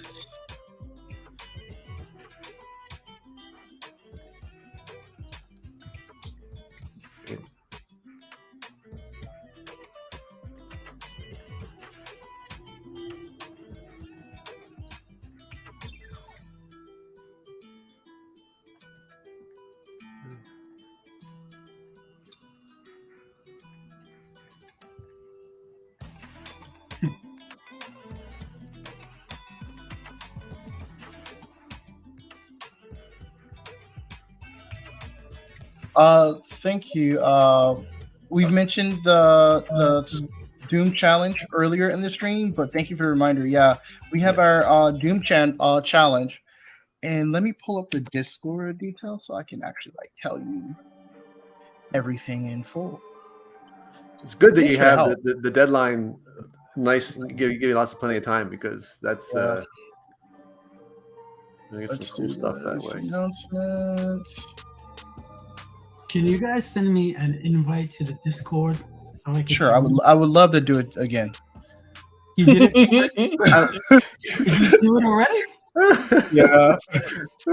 When did you do that? The first time? The first time? It was an email. I'll put it in. Now that I know your Instagram. I save all the emails, so I probably have it already then. Today in passive aggressive theater, we have Bradley. I'm glad I'm not the one that's catching it. I'm glad that our staff is taking time out of his busy schedule. Is the one happy to do it again. I'm happy to do it. I don't understand. Josh doing us a favor. I'm glad he's catching it. That I have the joy of doing it again. Like, come on, some people can only do things once. I can do it multiple times. This is like when you get that email, as mentioned in my previous email. Or, we like to call him Madly, you guys. Madly. Madly. That's what we're doing. Madly. That's what we're doing. So this is the details for the challenge. So we actually, to help our guest reviewers to be able to weigh in on things, so we gave everything a weight category. And the due date, it is a chunky. The due date is June 9th, and we will announce it on June 17th. So the winner will receive a Dell workstation provided to us by Intel, and it's pretty cool. We have not posted the details of that Dell, but I do know that it's a Xeon processor, and it has an RTX. It's either 5,000 or 4,000 graphics card. I'll get the details this week and be able to add that in there.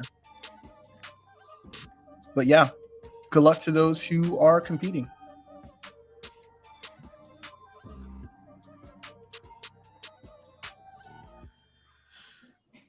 I could use a Dell workstation.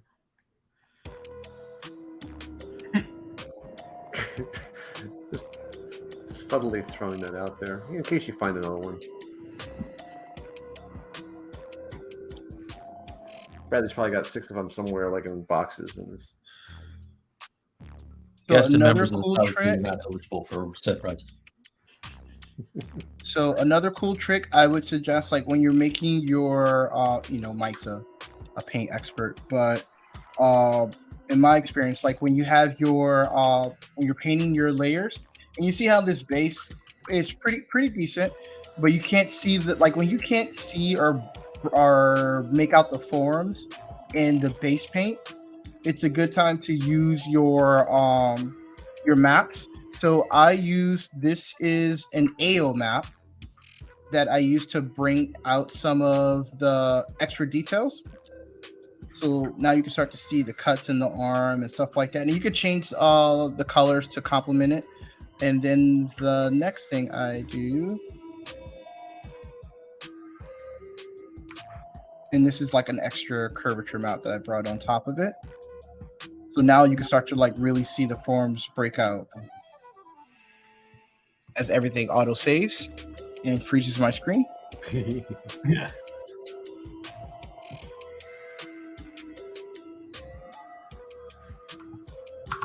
Substance autosave is like hard. Is Substance file size still really crazy, like crazy big, or is it just that one 9 gigabyte file that Mike had that one time?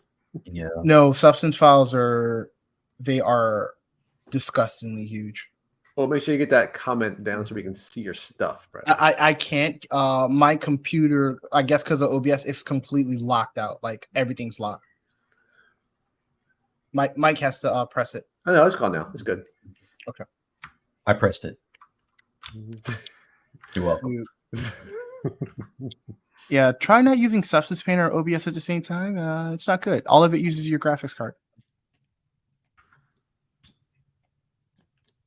Which is really saying something because Bradley has like Elon Musk level technology over there.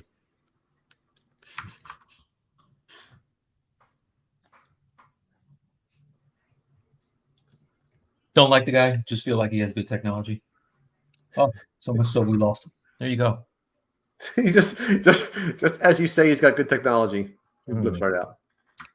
I like Twitter. Wait, what?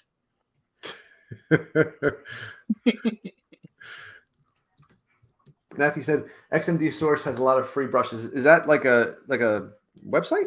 It's built. I think it's Isn't it built into ZBrush now? That's what I was going to say. Yeah, I thought XMD kind of was incorporated into that now. Yeah, I don't think it always used to be though. I think it's relatively new, considering. Like, I mean, I without even realizing, I have a ton of XMD stuff because I guess that was the go-to back in the day, and you just kind of like you accumulate shit and then you forget you have it. But I have a ton of XMD stuff. You know what? I think I'm going to do it. I'm sorry. While you guys are talking, I'm going to do a demo of something. Okay. So let me just make my screen big here. If you pose with Transpose Master or using a gizmo or whatever, and you end up finding that you're getting pinching in areas where it just gets ugly.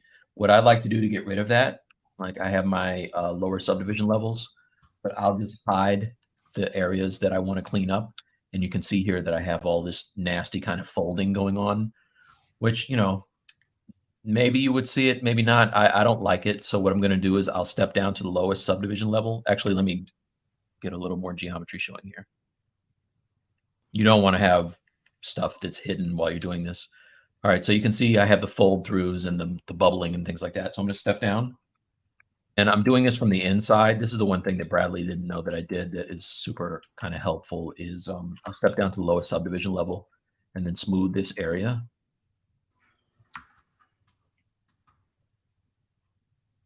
Until I get it to look pretty good. And then I might have to go on the other side here and smooth here. But I'm keeping my brush size kind of small because I don't want to lose detail. I just want to clean up the mess. So kind of smooth this out. That. And then I will step up a subdivision. See, it's still kind of gnarly looking. But if you do this one step at a time, it makes it very easy.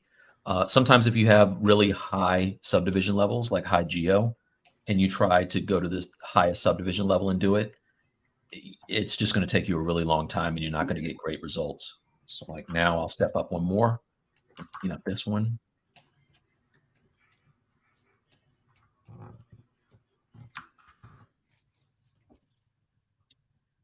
And then the last one. It's a lot easier when you get, when you're doing one level at a time. Mm-hmm. And that's it, right? And then if I show everything, nice and clean. So that's just a little quick tip for you. Got a saggy chest. You ever find that those things kind of like impede your 3D printing? Oh, if I don't clean it up? Yeah. Oh yeah, that's why I don't do that. That's why I absolutely that, and I think kind of ADHD won't let me leave those there. It also becomes much easier to. Yeah, you know it's there. Yeah, I'm sure it'll irk you that it's there. But 100%. Sometimes I imagine you might not even know it's there. Yeah, and then when I sculpt, how often are you going in the inside of your mesh to check? All the time. How often? Only all the time. Yeah, or maybe you. Yeah, maybe you. I'm more worried about what it looks like on the inside than the outside. Is that wrong? Speaking of tips, and again, this is something I was just using. So in case it's helpful to anybody, and you might not know, you might know that ZBrush has poly paint modes. You can kind of like change the way a paint is applied to be like multiply and so forth, to kind of like darken or lighten certain things. So for example, this little guy here, I wanted to kind of add a little bit of extra orange to some of the red here, but I didn't want to have to worry about kind of going over the dark. Just know that you have paint modes, like under your brush. If you come down here under alpha and texture, there's a slider for poly paint mode. And when it's set to 1 is standard, but 3 is multiply, which is awesome because you can just get some cool shading. But if you choose 2, which is colorize, I can paint right over the black and nothing's going to happen to it, right? Because it's set to colorize. It's not going to change the color of black. So you can kind of like add color to things without losing any of the darker colors or the white that you might want to keep. It just kind of, knowing that you have poly paint modes, you can just multiply for shadows and that kind of stuff. That way you don't have to worry about, again, painting over black. If I wanted to kind of shadow some of this red, I can just choose red as my color and set the blend mode to multiply, and it won't change the black at all, right? So I can kind of paint my shadows without the black going away. You can paint your color without without it going away as well. Just change the paint mode under your brush settings. It's just really useful, I think, and it's kind of hidden away. Just letting you know. It's under brushes. Yeah, under brush, under there, it's under the alpha and texture menu. Is just a slider called polypaint mode, and when you hover over it, it tells you what each number represents, so you know what's what. Okay. I'm gonna add that to my UI. Yeah, that's what I do. I put it down here because I can never find it. There he is. Hello, and now we did we lose Joe? Joe, his OBS is not up and running because it's a black screen. There it is. It's back in. All right, cool. I didn't do anything. Did it fix itself? Yep, it fixed itself. Okay. And present.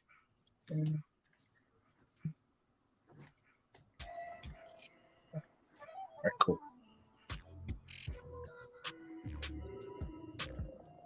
Substance, don't do that. Whatever you just did, don't do that.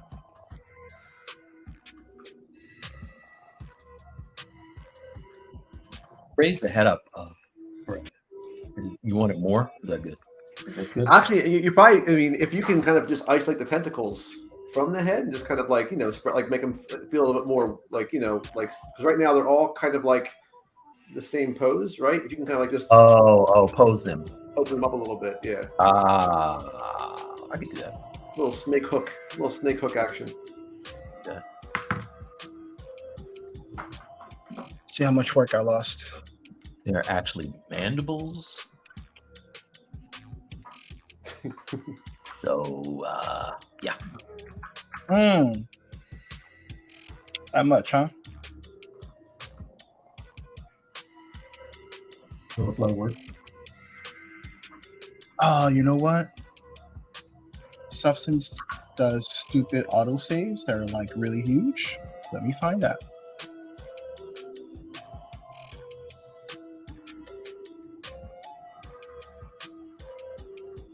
Yep.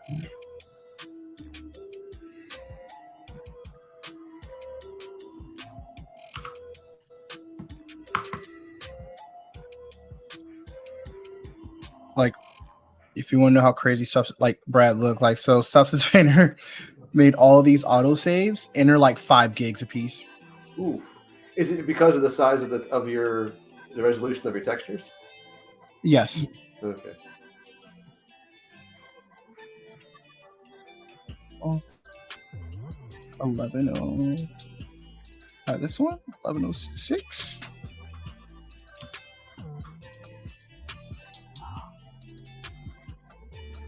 Maybe. Nope. Same thing. Good night, everybody. Tony Gore jumping in and say, "Looking good, guys." Tony Gore. Speaking of which, Tony was playing the new Star Wars game. What's the new Star Wars game called? Jedi Survivor. Okay. X-Wing. That made me angry. Oh, X-Wing. I remember back in college when the TIE Fighter game came out. Did you play that, Mike? Were you around when that was going on? I was around. I didn't play that one. I used to love in the arcade the old Vector Star Wars game. Yeah. That was dope. But I heard TIE Fighter was joint. Joe, were you around when that was out? I'm trying to get a handle on what your time frame is with these games. Which one? Like the X-Wing game when it first came out, like back in the 90s. Yeah. You want to know what I was doing? I'm just trying. I remember that game. I remember I got my computer. I had to upgrade my computer so it could run it. I had to upgrade it to, get this, a staggering 4 megabytes of RAM. And it was $5,000. Yes, dude. I felt like I was like the computer in war games. I was like, I have 4 megabytes of RAM. I Until can you now not. run a small country. Yeah, Megabytes. it's true. Yeah, what is that? Like that's like 4 JPEGs. I remember Brad, Tony, and I were in a room one time and bought the what's the one where you play in space? Squadrons. Squadrons came out, and we found out we could play multiplayer. We immediately stopped what we were doing, purchased the game, downloaded it, installed it, marveled at the graphics. We played it one time, right? And then and loved it.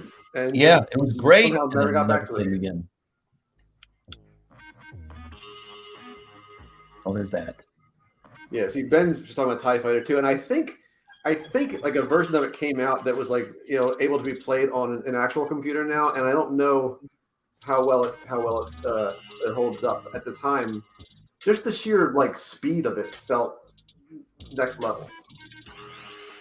Also, it was cool to fly a TIE Interceptor as opposed to like a Y-wing. Dude, that game we have has like every ship in it. Yeah, and like ships that I don't even know were actually in the movie, like 3-winged TIE fighters, which were awesome.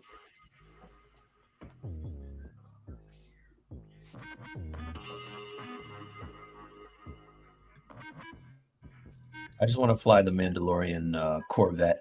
That thing's dope. I'm trying to. Wasn't that available to It was fly? Naboo Starfighter, right? Yeah, the Naboo Starfighter. Wasn't that one of the ones we could fly? Probably. But I don't think it was silver. I don't think it was all chromed out like that. it was still yellow. Gus was talking about getting a demo video on a game on 15 floppy disks. Remember, you used to get games and like they just come in like this rubber band of floppies that you had to to install to put in disk 16 of 17. Happy to say I did not play PC games until they supported Xbox and PlayStation controllers. So was that like 4 or 5 years ago? Oh, jeez.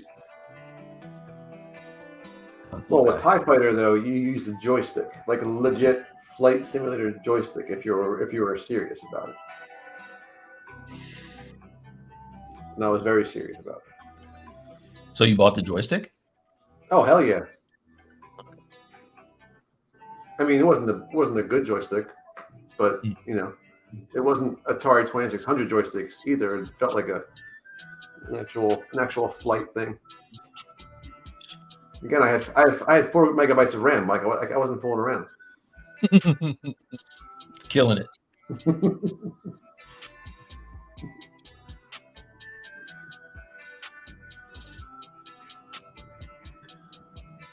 Wait, was Squadrons was that a PS4 game or was that a computer game?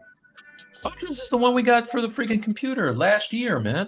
Was it Yeah, last no, year? that's the thing. I wasn't sure because I had gotten a PS4 for the sake of one game. I thought it was that one.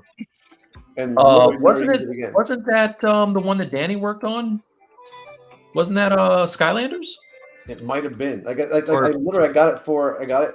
I played the game once, and I never played. Yeah, that was it. I don't even know where my PS4 is. It's literally just sitting somewhere in my office. But Gus asking if you ever played. Oh wait. Ben was talking about Sim City. Tentative Slug was talking about Bard's Tale. Bard's Tale, I don't think I've ever played. That might have been. Oh wow. That might have been that was a good too game. intense too much for me. Was that kind of like a Dungeons and Dragons type of thing? A point and click. Oh, okay. Yeah. And Ben's talking about Sim City. That game, I could never keep my people happy. I always had plumbing problems. Yeah. I tried to hook them up with water, and they were just dropping like flies. That's when I knew I couldn't be a city planner. It was a sad day. And Gus talking about playing pinball on your PC. That was wasn't that one of the games that came with every computer? Like you got pinball, Minesweeper, like in Solitaire. The games that I immediately delete when I get a PC and Windows. Yeah, those are games that you kept if you just really needed to procrastinate and you had nothing else. Like, oh, I'll just try this pinball game.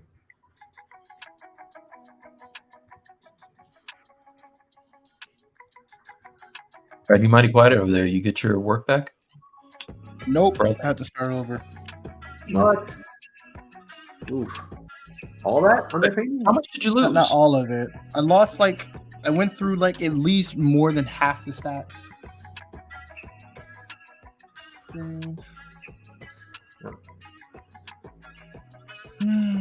Now, Tony, Tony says he's shocked that I was a people pleaser. First of all, I don't think that I've ever succeeded in that endeavor. I don't know that I plan on that. People, it's just you find your lane, Tony. That's definitely not mine. People pleaser? Yeah, That's crazy. Yeah. Who's he talking to? I'm not sure what give him. Maybe because I'm in the Raul role. Maybe because I'm being. Yeah, Tony. He doesn't even like pleasing himself. That sounded terrible. Oh yeah, I'm gonna let that one just slide right by. Okay. So, Mike, very soon you'll be able to live my. I decided to use my stand up for the 2 hours. Oh, Tony was talking my about. legs are feeling it. Have you? You've been standing up the whole time? The whole time. I'm definitely feeling it. That's a I lot see of you, dude. I was at Definitely the nude spot the other day, and there's no furniture there, so I literally was on my feet for 3 hours, and the next day, actually for several days after that, I felt like I was gonna die.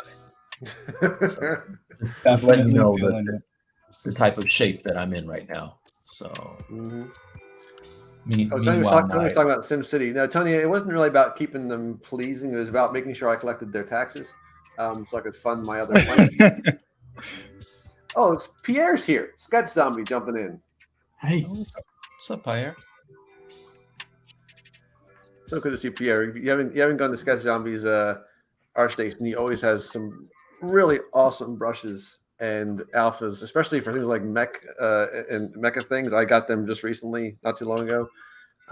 Some really good paint brushes too. But yeah, these, where are they? I gotta find them. Are they brushes or are they alphas? Yeah, the Dire Straits brushes. These brushes are awesome for like they're layer brushes for sculptors brushes for doing kind of like tech and mech surface details. Crazy cool. Just like these little kind of greebles that you would use, kind of like just cut lines and stuff like that. They're really, really awesome. nice. That sounds familiar. I probably have some of those. Pierre. He comes up with these. He also was little things that you need for ZBrush that you don't think that to make.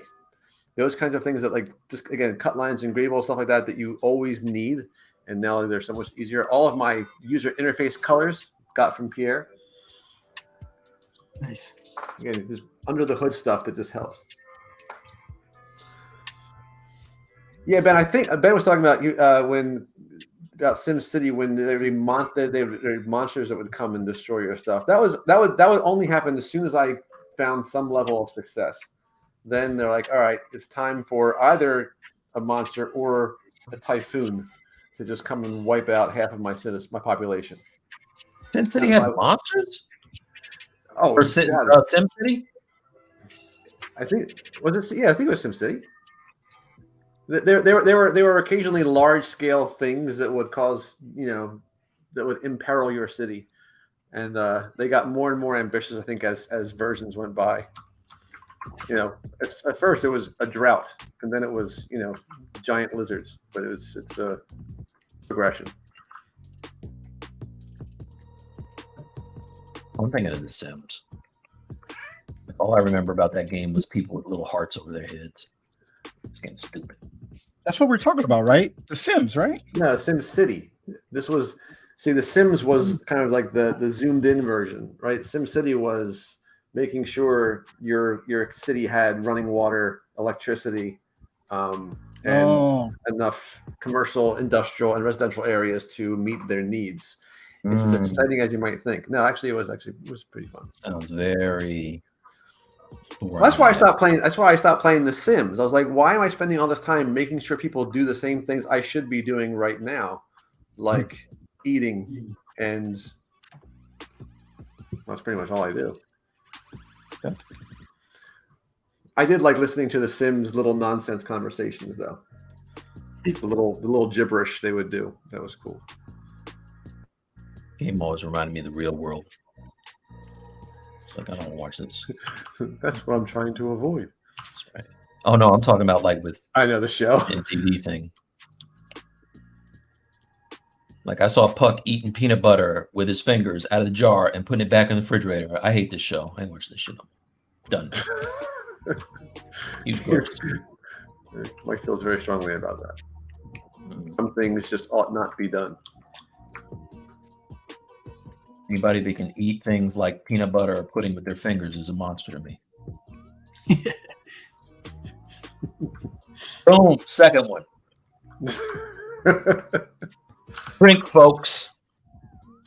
Go in there all day long.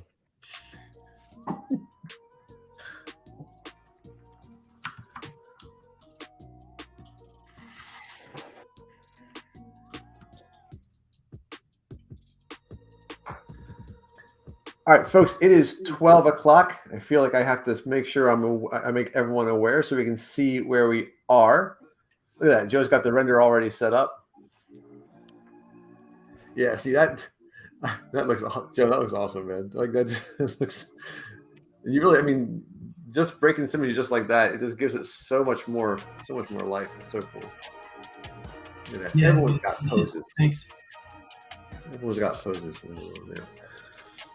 Yeah, see, Mike, that's the thing where you can do the crazy symmetry, the crazy dynamic perspective where the tentacles are coming right out, right at you. That would be a really cool picture, kind of like that. This pose with like that, like we have perspective turned on, and those tentacles are coming like almost like the that strange perspective thing was coming at the camera. You want a heavy perspective. I want a Sam Raimi shot. Let's see. And don't say that. You'll make me go see that movie today. I want to go see that. I mean, Evil Dead. Draw. I don't know who did this one, but let's see. What's the one you use? Like I think the lower, the more crazy. It's gonna be crazy. I'm scared. I usually do 85. Right. There you go. That's what we're talking about. It's too much. It's perfect. What are you talking about? Wait a minute. This hurts. Perspective's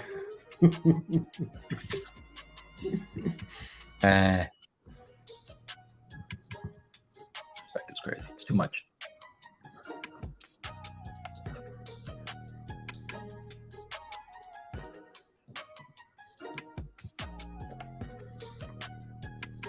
How long are we doing this today? You guys don't. Bradley, did you say you have to go to a break? Yeah. You have to bring it's at 2, but it's fine. We can break off. But do this. Let's go around the room. Pope, ready? Hold on. Don't start with me. Okay. Let's start with Joe. Actually, hold on. There you go, dude. That man, that jaw, like the one screaming, the open jaw. That's awesome. I love those faces, man. I know. I really do. Actually, I like the whole thing. Damn it, Joe. Just the paint job is really cool. I mean, it's subtle, but it's so varied too at the same time. That's really sweet, man. Okay, guys, if you are new to the Stylus League, you have to guess which one of us does monsters for a living. And who other two of us black guys don't. I wouldn't be able to figure that out by looking on the screen. You guys are killing it. You're a nice guy and a liar. Thick work. That looks awesome, dude. Rotate around it. What are you doing? Move around.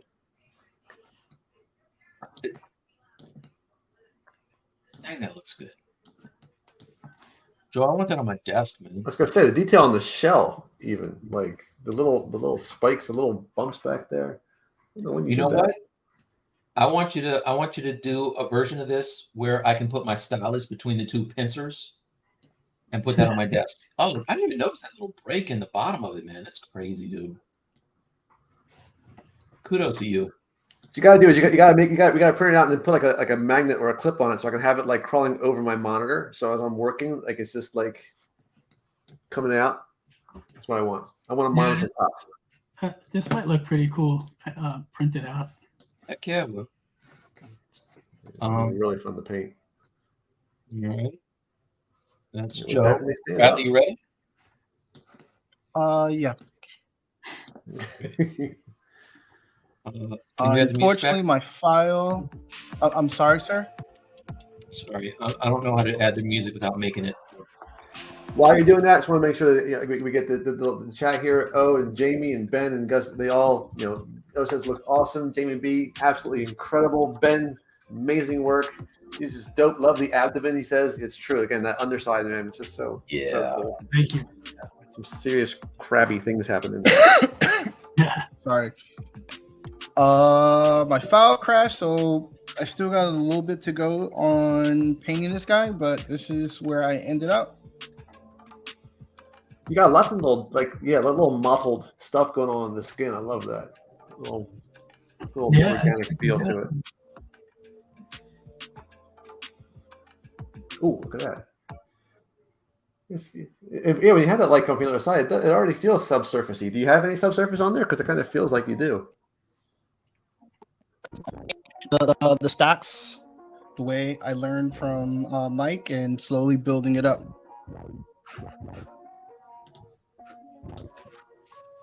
So this is where I landed, and I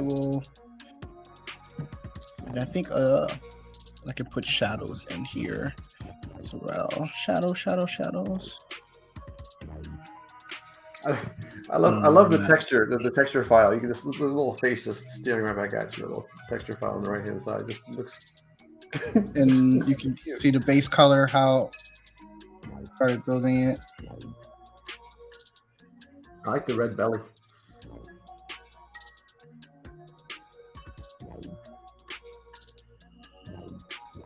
But yep, this is where I landed, guys. Good, man. Well, you're gonna give. It looks like you're gonna give Jamie nightmares. So mission. All right, and then finally, I have my my pose is figured out here. So while I'm not as happy with mine as I am with Pope and Bradley, I'm not mad at it. I think I'm doing things. Yeah, man, that looks sick. I don't know what you would be disappointed about if you are. It looks just like the concept to me. And it's tricky to pose something that's that bulky. Like it's really hard to get the torso to move like that. I'm just trying to make it great again. You know what I mean? And I feel like maybe you got close, but Good night, everybody. That's the hat trick. It's the Stylus League. You know how we do. Can let that one go. League on a high note. No, just kidding. No, you're not. You're not. Okay. Anyway, that's it. Hey, thanks for having Dope Pope on here. Thanks for having Brad on here, friend of the Stylus League and part of the Super Friends. Yeah, thanks for you guys tuning in. We had a lot of people in here, some great comments. And Bradley, your dude is looking good. Pope, I want that STL for real, for real. Mm-hmm. Yeah. I'm gonna put it up for sale on Etsy. Did I say that out loud? I was thinking that. No, And don't worry, I'll get some software and I'll just pull it down for free.